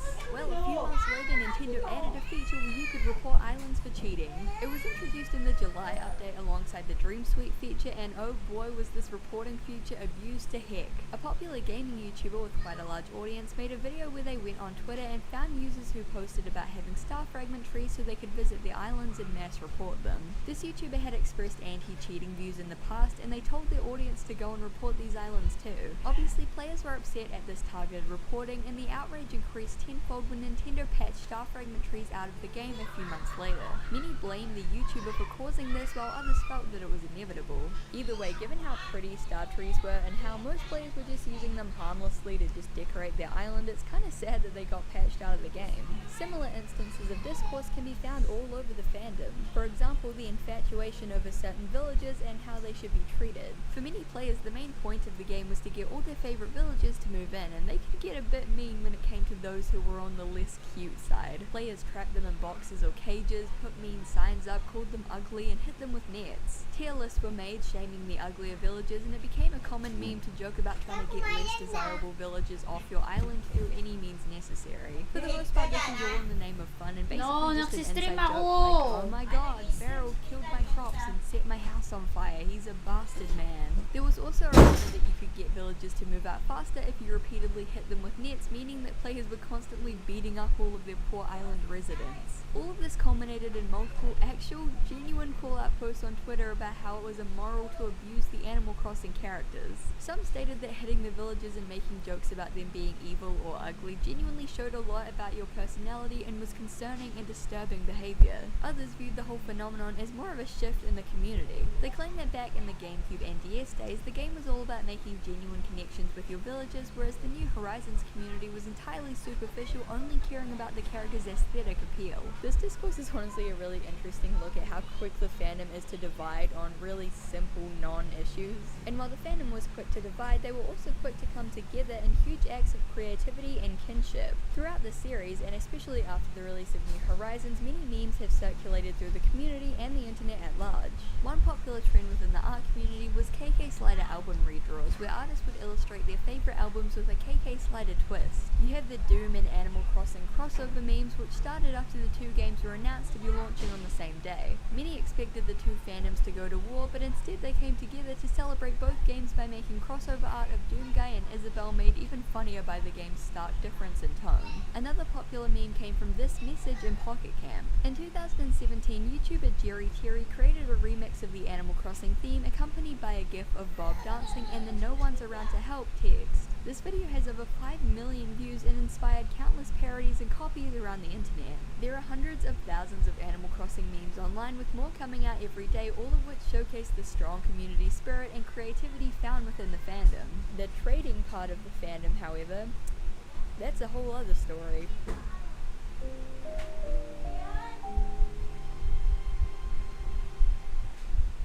As the fanbase has developed over time, many villages have become fan favorites. In the games, you can't really pick who comes to your town. Unless you have an amiibo, it's luck of the draw, so users will generally have to trade or buy the character that they want. In New Horizons, it's possible to use Nook Mile tickets to travel to a randomly generated deserted island with a randomly selected villager on it, but with nearly 400 villagers, looking for a specific one is like looking for a needle in a haystack. Because of this, many players resorted to selling and trading their items with other players, creating a player-driven economy. which, like most player-driven economies, was completely broken. We'll get to that. So certain villages became really highly valued because of their popularity or aesthetic appeal. For example, Judy, Marshall, Marina, Sherb, Stitches, and Best Cat Bob. There were, others, but we don't need to talk about them.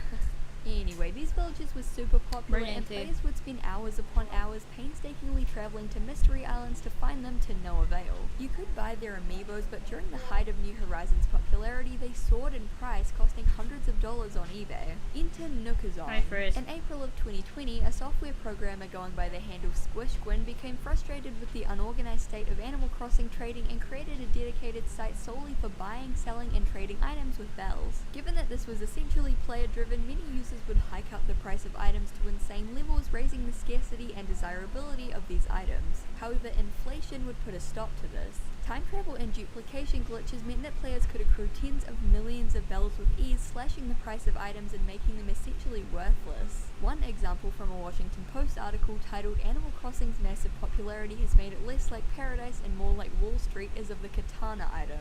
Originally selling for around 4 million bells, inflation caused the item's price to quickly drop to only 200,000 bells. With bells losing their value, they essentially became useless and players began using other methods of currency such as star fragments or mystery island tickets. So in a matter of months, players had busted the economy and caused money to become completely worthless, and those popular villages were only becoming more popular.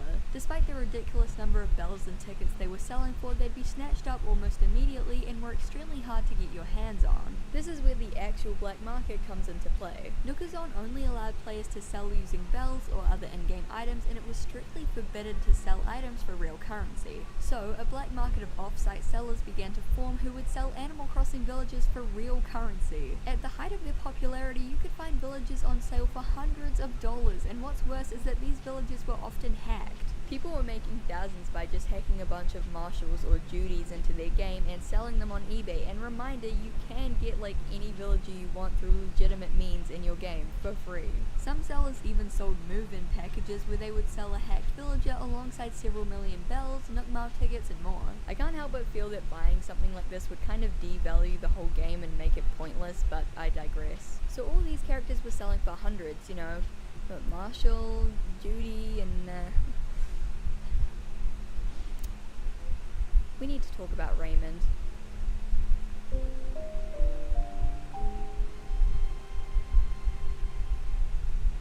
Raymond is a smug cat villager introduced in New Horizons and the character that made the fandom devolve into complete madness. Perhaps his appeal came from his cute business cat appearance, or perhaps, more disturbingly, his Tumblr sexy man appeal. One of the most popular trends at the time was to make Raymond wear the maid outfit and take photos. Art and memes of maid Raymond spread quickly, and in response, counter memes began to appear criticizing these players for mistreating and humiliating the character. It seemed that everybody loved Raymond, and the insanity didn't just stop at the high price tag or the proclivity for maid attire. A bizarre cult seemed to form around the character, with people becoming extremely obsessed and protective over him. For instance, this infamous Twitter DM that someone received. "Hello, I've been following your tweets for the past 2 days and I have come to the conclusion that you do not deserve to have Raymond on your island. He is my comfort character, and seeing him in an environment not meant for him brings me anxiety, so I will be expecting a reply to this DM when you have him in boxes and ready to relinquish him to someone who will treasure him like he deserves." This DM took off as a meme, becoming widely mocked and spread as a copypasta. The business-savvy feline was selling for ridiculous amounts of bells, island tickets, and real currency. One listing charged 1,000 real-world dollars for Raymond, another sold a framed photo for nearly 1 million bells, and there was even a listing for one of Raymond's fleas. $5, eh? Well, I could get a coffee. I'll take the flea. Some people even began to sell Raymond viewing experiences where you could go to their island and view Raymond. But not buy him, just view him. Raymond interaction prices: observing his house from the outside, 5 Nook Mile tickets. Entering his house, 10 Nook Mile tickets. Picture with Raymond, 15 Nook Mile tickets per pic. One conversation with Raymond, 20 Nook Mile tickets. 10-minute conversation with Raymond, 35 Nook Mile tickets. 30 minutes to do whatever you want with Raymond, 100 Nook Mile tickets. DM for more info, heart. Who is taking the observe his house from the outside option? If I'm paying, I'm getting my 30 minutes, damn it. I'm surprised there's no maid outfit rental option on there. Don't touch Raymond, just look at him. I thought you said he was in boxes. There's a box in the corner. You said I could have him? This is for Raymond viewings, not buying him. Can you read? No, you said you had him available in boxes. What is boxes? That's just what everyone is saying. I want my tickets back. You saw Raymond. You don't get your tickets back. Because of the infatuation and obsession around the character, some players became extremely annoyed and began to hate Raymond. One person posted on the Animal Crossing subreddit, quote, "Let me watch you hit Raymond on the head with a net. We'll pay 20 Nook Mile tickets and 250k bells. Bonus bells if hit him multiple times till he's upset. More bonus bells if recorded and posted. Very interested if you're for real, LMAO. I have Raymond. Sounds good. You gonna do the standard whacking or perhaps some bonuses? I can whack until he's mad several times if you want. Sounds like a winner right here." I worry for this fandom sometimes. Anyway, Yes. discourse was starting about the Raymond black market, with some calling it trafficking or even slavery. And while I do think that's a little bit far, I do understand why people thought the whole thing was a bit weird and just felt sorry for the poor cat. It all came to a head when content creator PokeNinja decided to crash the Raymond economy by hacking him in and giving him out for free to players. A Polygon article on the topic read, "For content creator PokeNinja, watching people give out hundreds of Nook Mile tickets or forking over real money just to have a smug cat in their village felt deeply wrong. When you're a father and you see certain things happening," PokeNinja told Polygon in a private Twitter message, "it hits a little differently sometimes." PokeNinja spent hours hacking and giving out free Raymonds to anyone that asked in an effort to bring down the black market as well as give players the chance to get their favorite character. While the craze around Raymond has died down, for a few months he was a bona fide celebrity and maid and provided some of the funniest and most unbelievable moments in the fandom.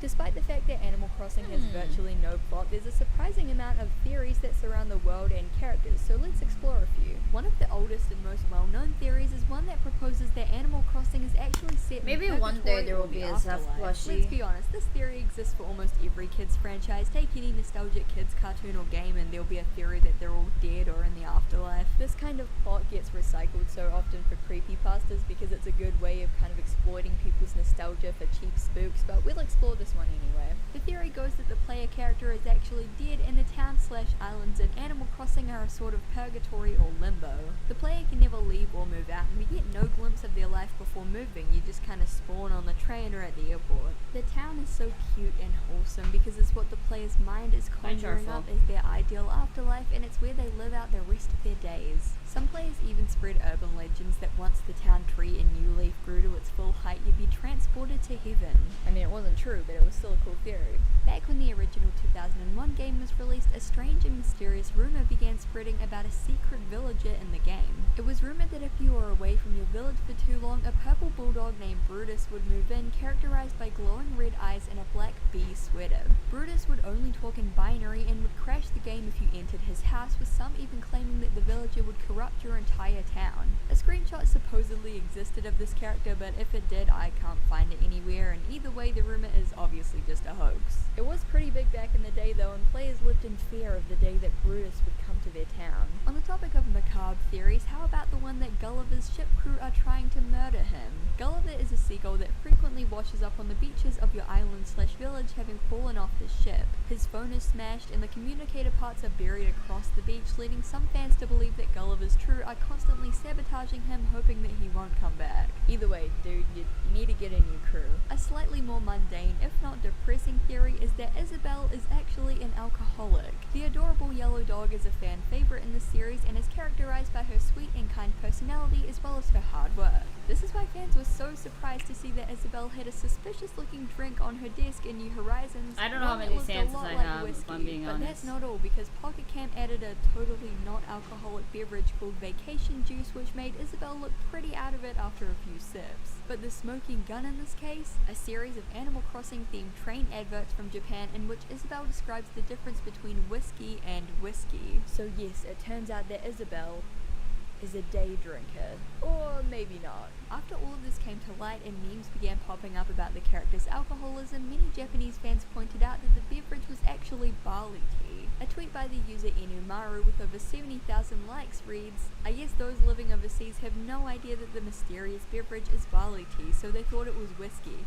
Ha ha ha. I highly doubt that Nintendo would make one of their most famous and beloved characters canonically an alcoholic, but still doesn't explain the vacation juice. Since the dawn of the series, fans have been making jokes and theories about why Tom Nook is actually a terrible, terrible guy. Firstly, he's a predatory loan shark forcing you into debt as soon as you get into town, and once you pay it off, he forces you into an even higher debt. The game is basically pay off your insane debt to Tom Nook Simulator, but that's not all. He has his young nephews, Timmy and Tommy, working tirelessly at the shop for him, proving that he uses unpaid child laborers to run his shady business for him. Screen Rant wrote an article titled 15 Ways Tom Nook shows his cruelty, and IGN wrote one titled 5 Reasons Why Animal Crossing's Tom Nook is an evil monster. According to fans, he's nothing but a money-hungry capitalist and a straight-up bad dude. But wait, I'm here to propose that Tom Nook's good name has been smeared in a campaign of misinformation designed to attack his character, and here's why. Number 1, Timmy and Tommy aren't actually his nephews at all.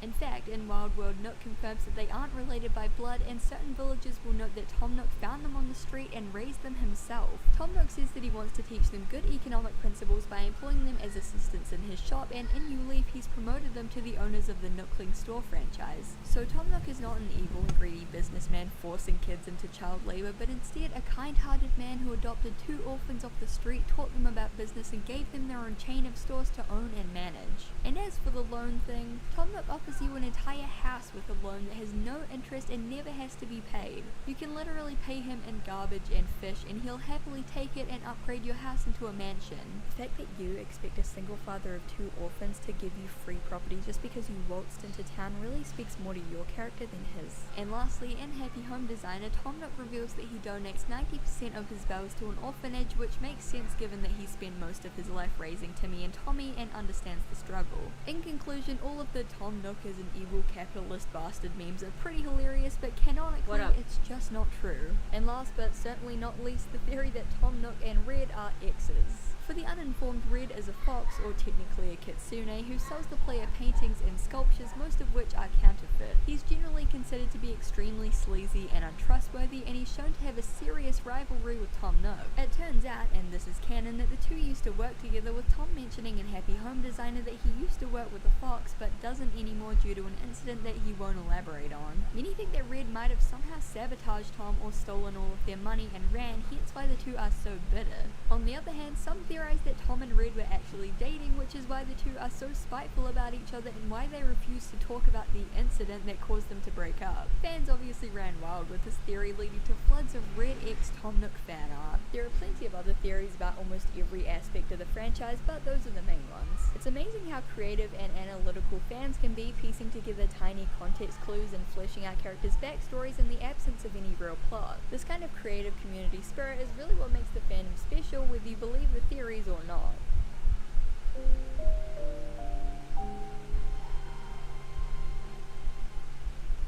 Many people view Animal Crossing as a very cute, wholesome, and innocent game, and they're not wrong, but you might be surprised at how many creepy little Easter eggs and secrets are hidden within. We'll start off with all the canonically creepy content in the game before moving on to the rise of fan-made horror within the community, so let's go. First up, Cap'n is a character introduced in Population Growing who operates the ferry. At first glance he might seem like a weird frog or an unripe tomato, but Cap'n is actually a kappa, a water demon from Japanese mythology. This is pretty creepy when you consider kappas are known for drowning and kidnapping children and eating human flesh.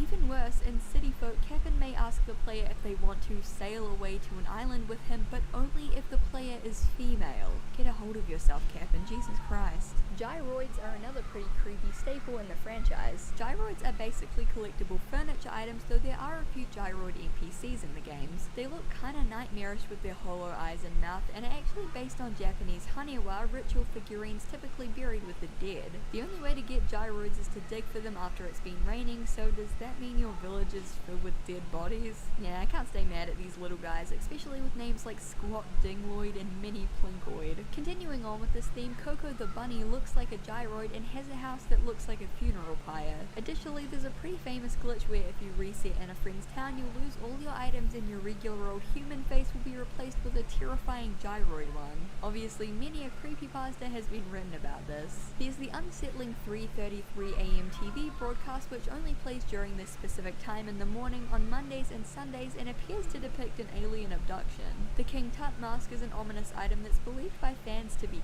cursed. When the player puts it on, a deep tone will play and their luck will be significantly decreased to the point where they'll constantly trip and fall. This is likely based on the real legend of the Curse of Tutankhamun, which is both really cool and really dark. Another creepy item from the original games is the tomato juice shirt, which yeah, tomato juice, sure. It's really bizarre that this ever got past censors in the first place, but the gory shirt was removed in subsequent games for obvious reasons. Zipper T Bunny is an infamous character within the AC community. He's both widely hated and widely memed for his creepy appearance and general Robbie the Rabbit vibes. It's theorized that Zipper's appearance is actually a costume given the huge zipper on his back and the fact that he gets really defensive and asks the player not to look at his back when they position the camera to do so.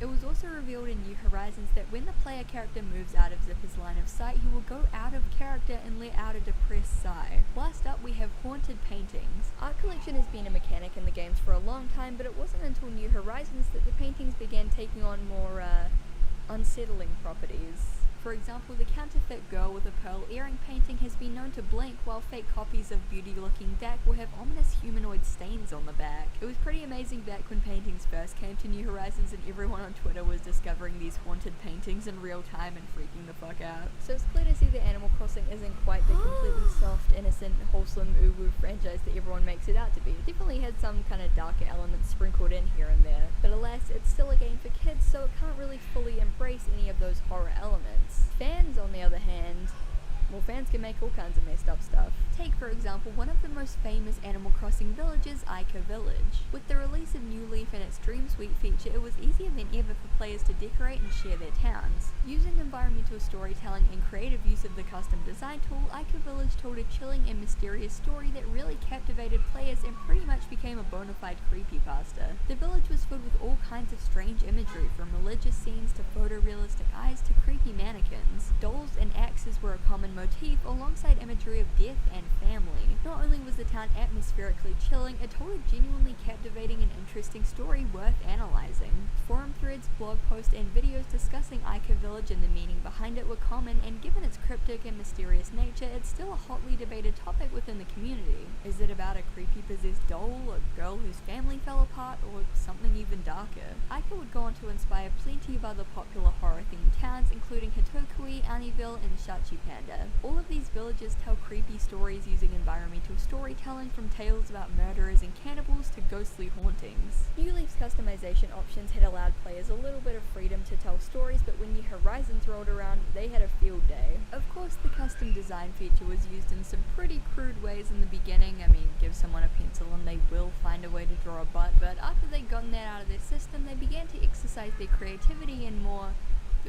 creative ways. Ica Village got a New Horizons reboot with more detail than ever, and so did Hitokui Village, meaning that new gen players got to live the terror of the cannibal town in HD. The ability to create custom floor tiles meant that blood splatters and demonic sigils were more accessible than ever, and even artists like Trevor Henderson and JRG Drawing joined in by adding their art to the game. Overall, it was clear that Nintendo had loosened the reins a lot in terms of their strict censorship, effectively allowing players to go as wild as they wanted, but within reason. It's really incredible looking at how detailed these islands are, and it's cool to see how far AC horror has come from the New Leaf days. If you couldn't tell from how long I've talked about it, I love Animal Crossing horror. Despite having to work within the limitations of a kids game, players around the world have found really innovative, creative, and scary ways to bring their horror towns to life. The juxtaposition between cute and creepy is one that the series toys with, but as with most franchises, it's really the fans that make it special.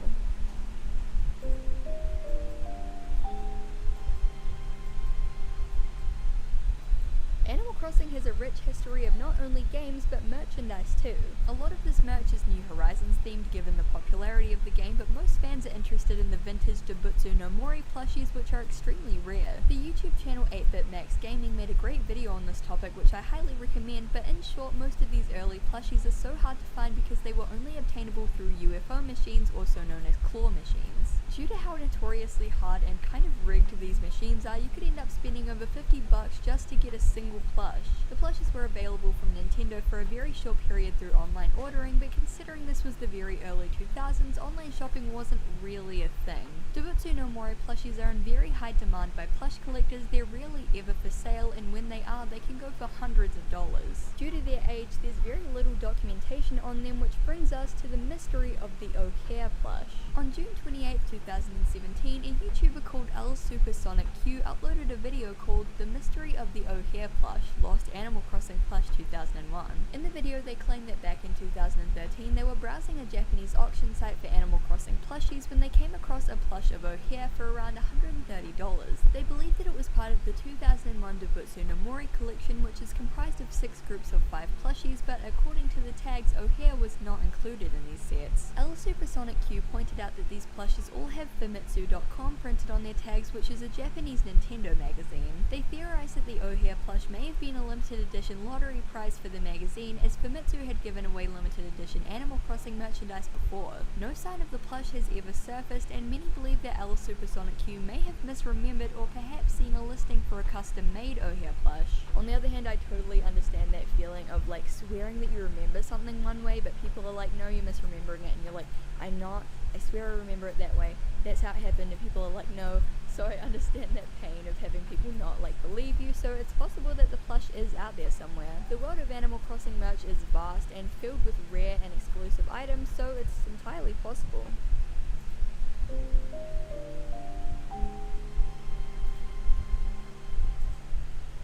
Weirdly, a lot of people don't know that Animal Crossing actually had its own feature film, Dobutsu no Mori, released in 2006. To be fair, it's probably because the film was only released in Japan for some unknown reason, but it basically follows the plot and themes of the game to a T. A young girl moves to a town full of animals, they plant trees, they hang out, they partake in festivals, there's even a UFO. Interestingly, many villagers from the game star in the movie but go by completely different names or have slightly altered designs. Bouquet is Rosie, Sally is Margie, Albert is Alfonso, Bianca is Whitney, and Johnny is Gulliver. The movie is really cute and aesthetically pleasing. It's pretty slow paced and light on plot, but that's kind of in the spirit of the games. As I said, the movie never released outside of Japan, and Nintendo have stated that they have no plans to release it outside of Japan, so the only way to watch it is to find it online through completely legal methods. Name used in Greece, but what's funny about it here is this character is later revealed to be Zeus in disguise, and the name Elias originated from the Hebrew name Elijah, which means the Lord is my God. Wonder why Zeus would pick that. Is Zeus Jewish? May the gods have mercy.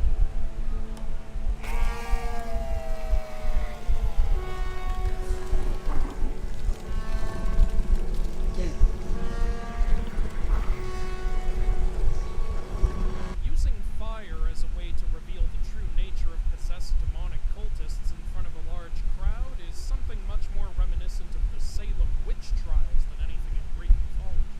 I'm starting to think this show can't tell the difference between Greeks and Abrahamics. And the world was new. The gods, the masters of light, defeated the Titans, the family of darkness. What are you talking about? First of all, the gods were children of the Titans, so it was all the same family.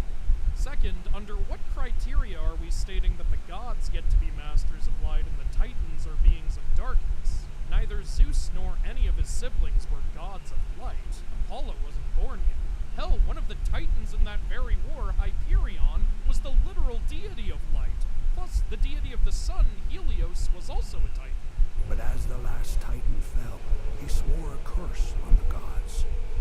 And when his blood struck the sea, the giants were born. Okay, a lot to point out here. First, the Titans were not killed in the war. They were imprisoned in Tartarus after they lost, because they were immortal and couldn't die. Second, the Titans were not gigantic compared to the gods. Titans and gods were the same size, and the only reason this misconception exists is because people confuse the Titans with the giants, who are literally shown in this same scene, so there's no excuse for this. Third, the Titans and gods bleed red blood in this show, despite the fact that deities in Greek mythology are supposed to have golden ichor running through their veins. Fourth, that's not how giants were born. The giants were children of Gaia, and their father was either Uranus or Tartarus. A hellish war erupted, for the great gigantomachy had begun.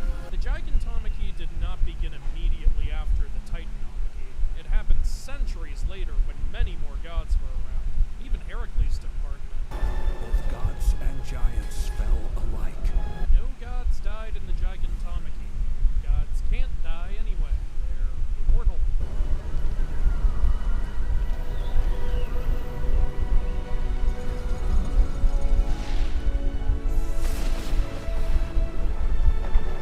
That's not how Zeus and Hera got together. Zeus tricked Hera by taking the form of a cuckoo bird to get close to her, and then forced himself on her because mythology is messed up. Until one day, Zeus convinced two of the giants to take up arms with the gods. I'm guessing these two are supposed to be an elder Cyclops and the Hecatonchires. Those beings were not the same race as the giants. They were actually siblings of the Titans and were thrown in Tartarus for being ugly.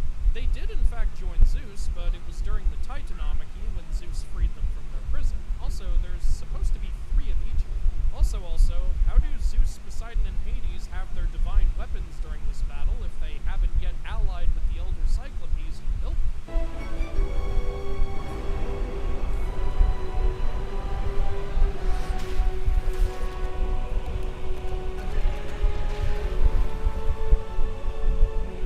If you want to know how accurate these designs are for the giants are described in myth as being creatures with long hair, beards, and scaly legs. Sometimes snakes for legs, and sometimes snakes for hair. So, not quite the Lovecraftian designs we have here. They look awesome, don't get me wrong, but artistic liberties were definitely taken. Zeus ordered Hermes to gather their souls. No, he didn't. The smithing god Hephaestus forged the grand automaton Talos to stand guard over the cauldron, forever sworn to keep it shut. No, Hephaestus built Talos as a gift for either Europa or Minos, depending on the group. These men ceased to pay tribute to the gods. Instead, they pledged their allegiance to the giants. And soon, they began to eat of the giant. Through this black communion, a new family of darkness arose. They became demons. There is no Greek legend of people eating giant flesh and becoming monsters. The closest thing would probably be like Heion, who tried to feed his own son to Zeus and was turned into a wolf as punishment. But that's a big reach. Honestly, the idea of eating forbidden flesh and becoming a demon is more reminiscent of the Native American Wendigo. You're no bastard. Yes, he is. She's saying he's not a bastard because his father is Zeus, but that still makes him a bastard. You and Zeus aren't married, are you? Climb to the top of this mountain. There you will find a rose bush that stands out from the others. If you dig beneath it, you will find the adamantine ore you need. This may be overly pedantic, but is having the main character climb to the top of a mountain to encounter a special bush to kick off their journey reminding anyone else of a certain story from a very different religion?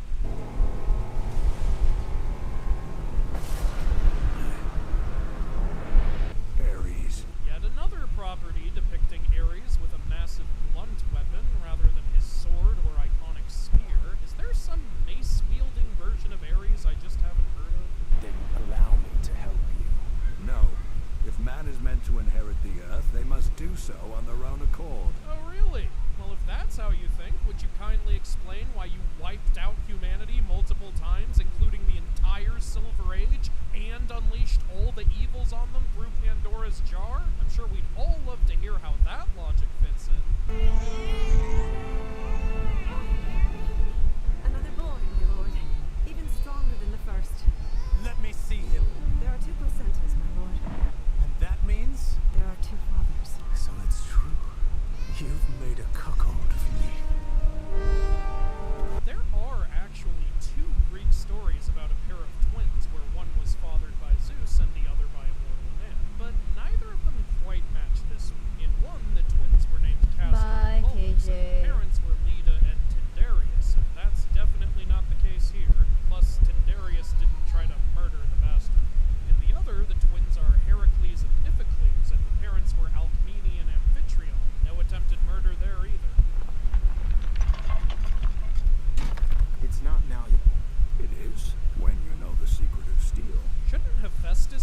this? Zeus wasn't really a blacksmith in mythology. His own lightning bolts were made by Hephaestus. Have you ever seen the seal?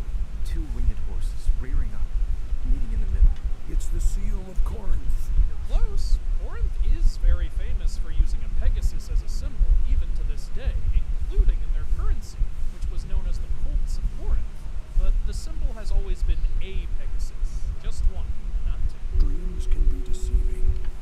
Here, let me show you.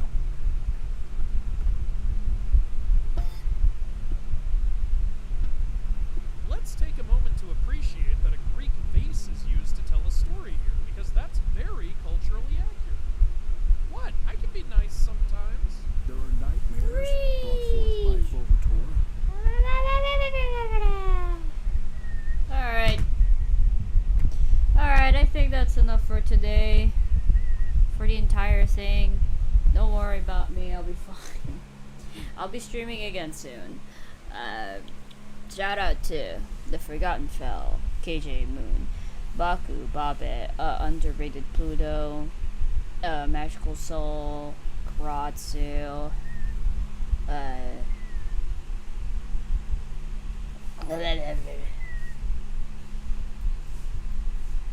yeah, I apologize for the extremely long stream. I'm getting tired. But yeah, don't worry, I'll be streaming again soon. So keep on watching that, okay? So yeah, keep an eye on like the upcoming notifications, alright? Anyways, thank you guys for watching, and I'll see you guys in the next video or stream. Bye everybody.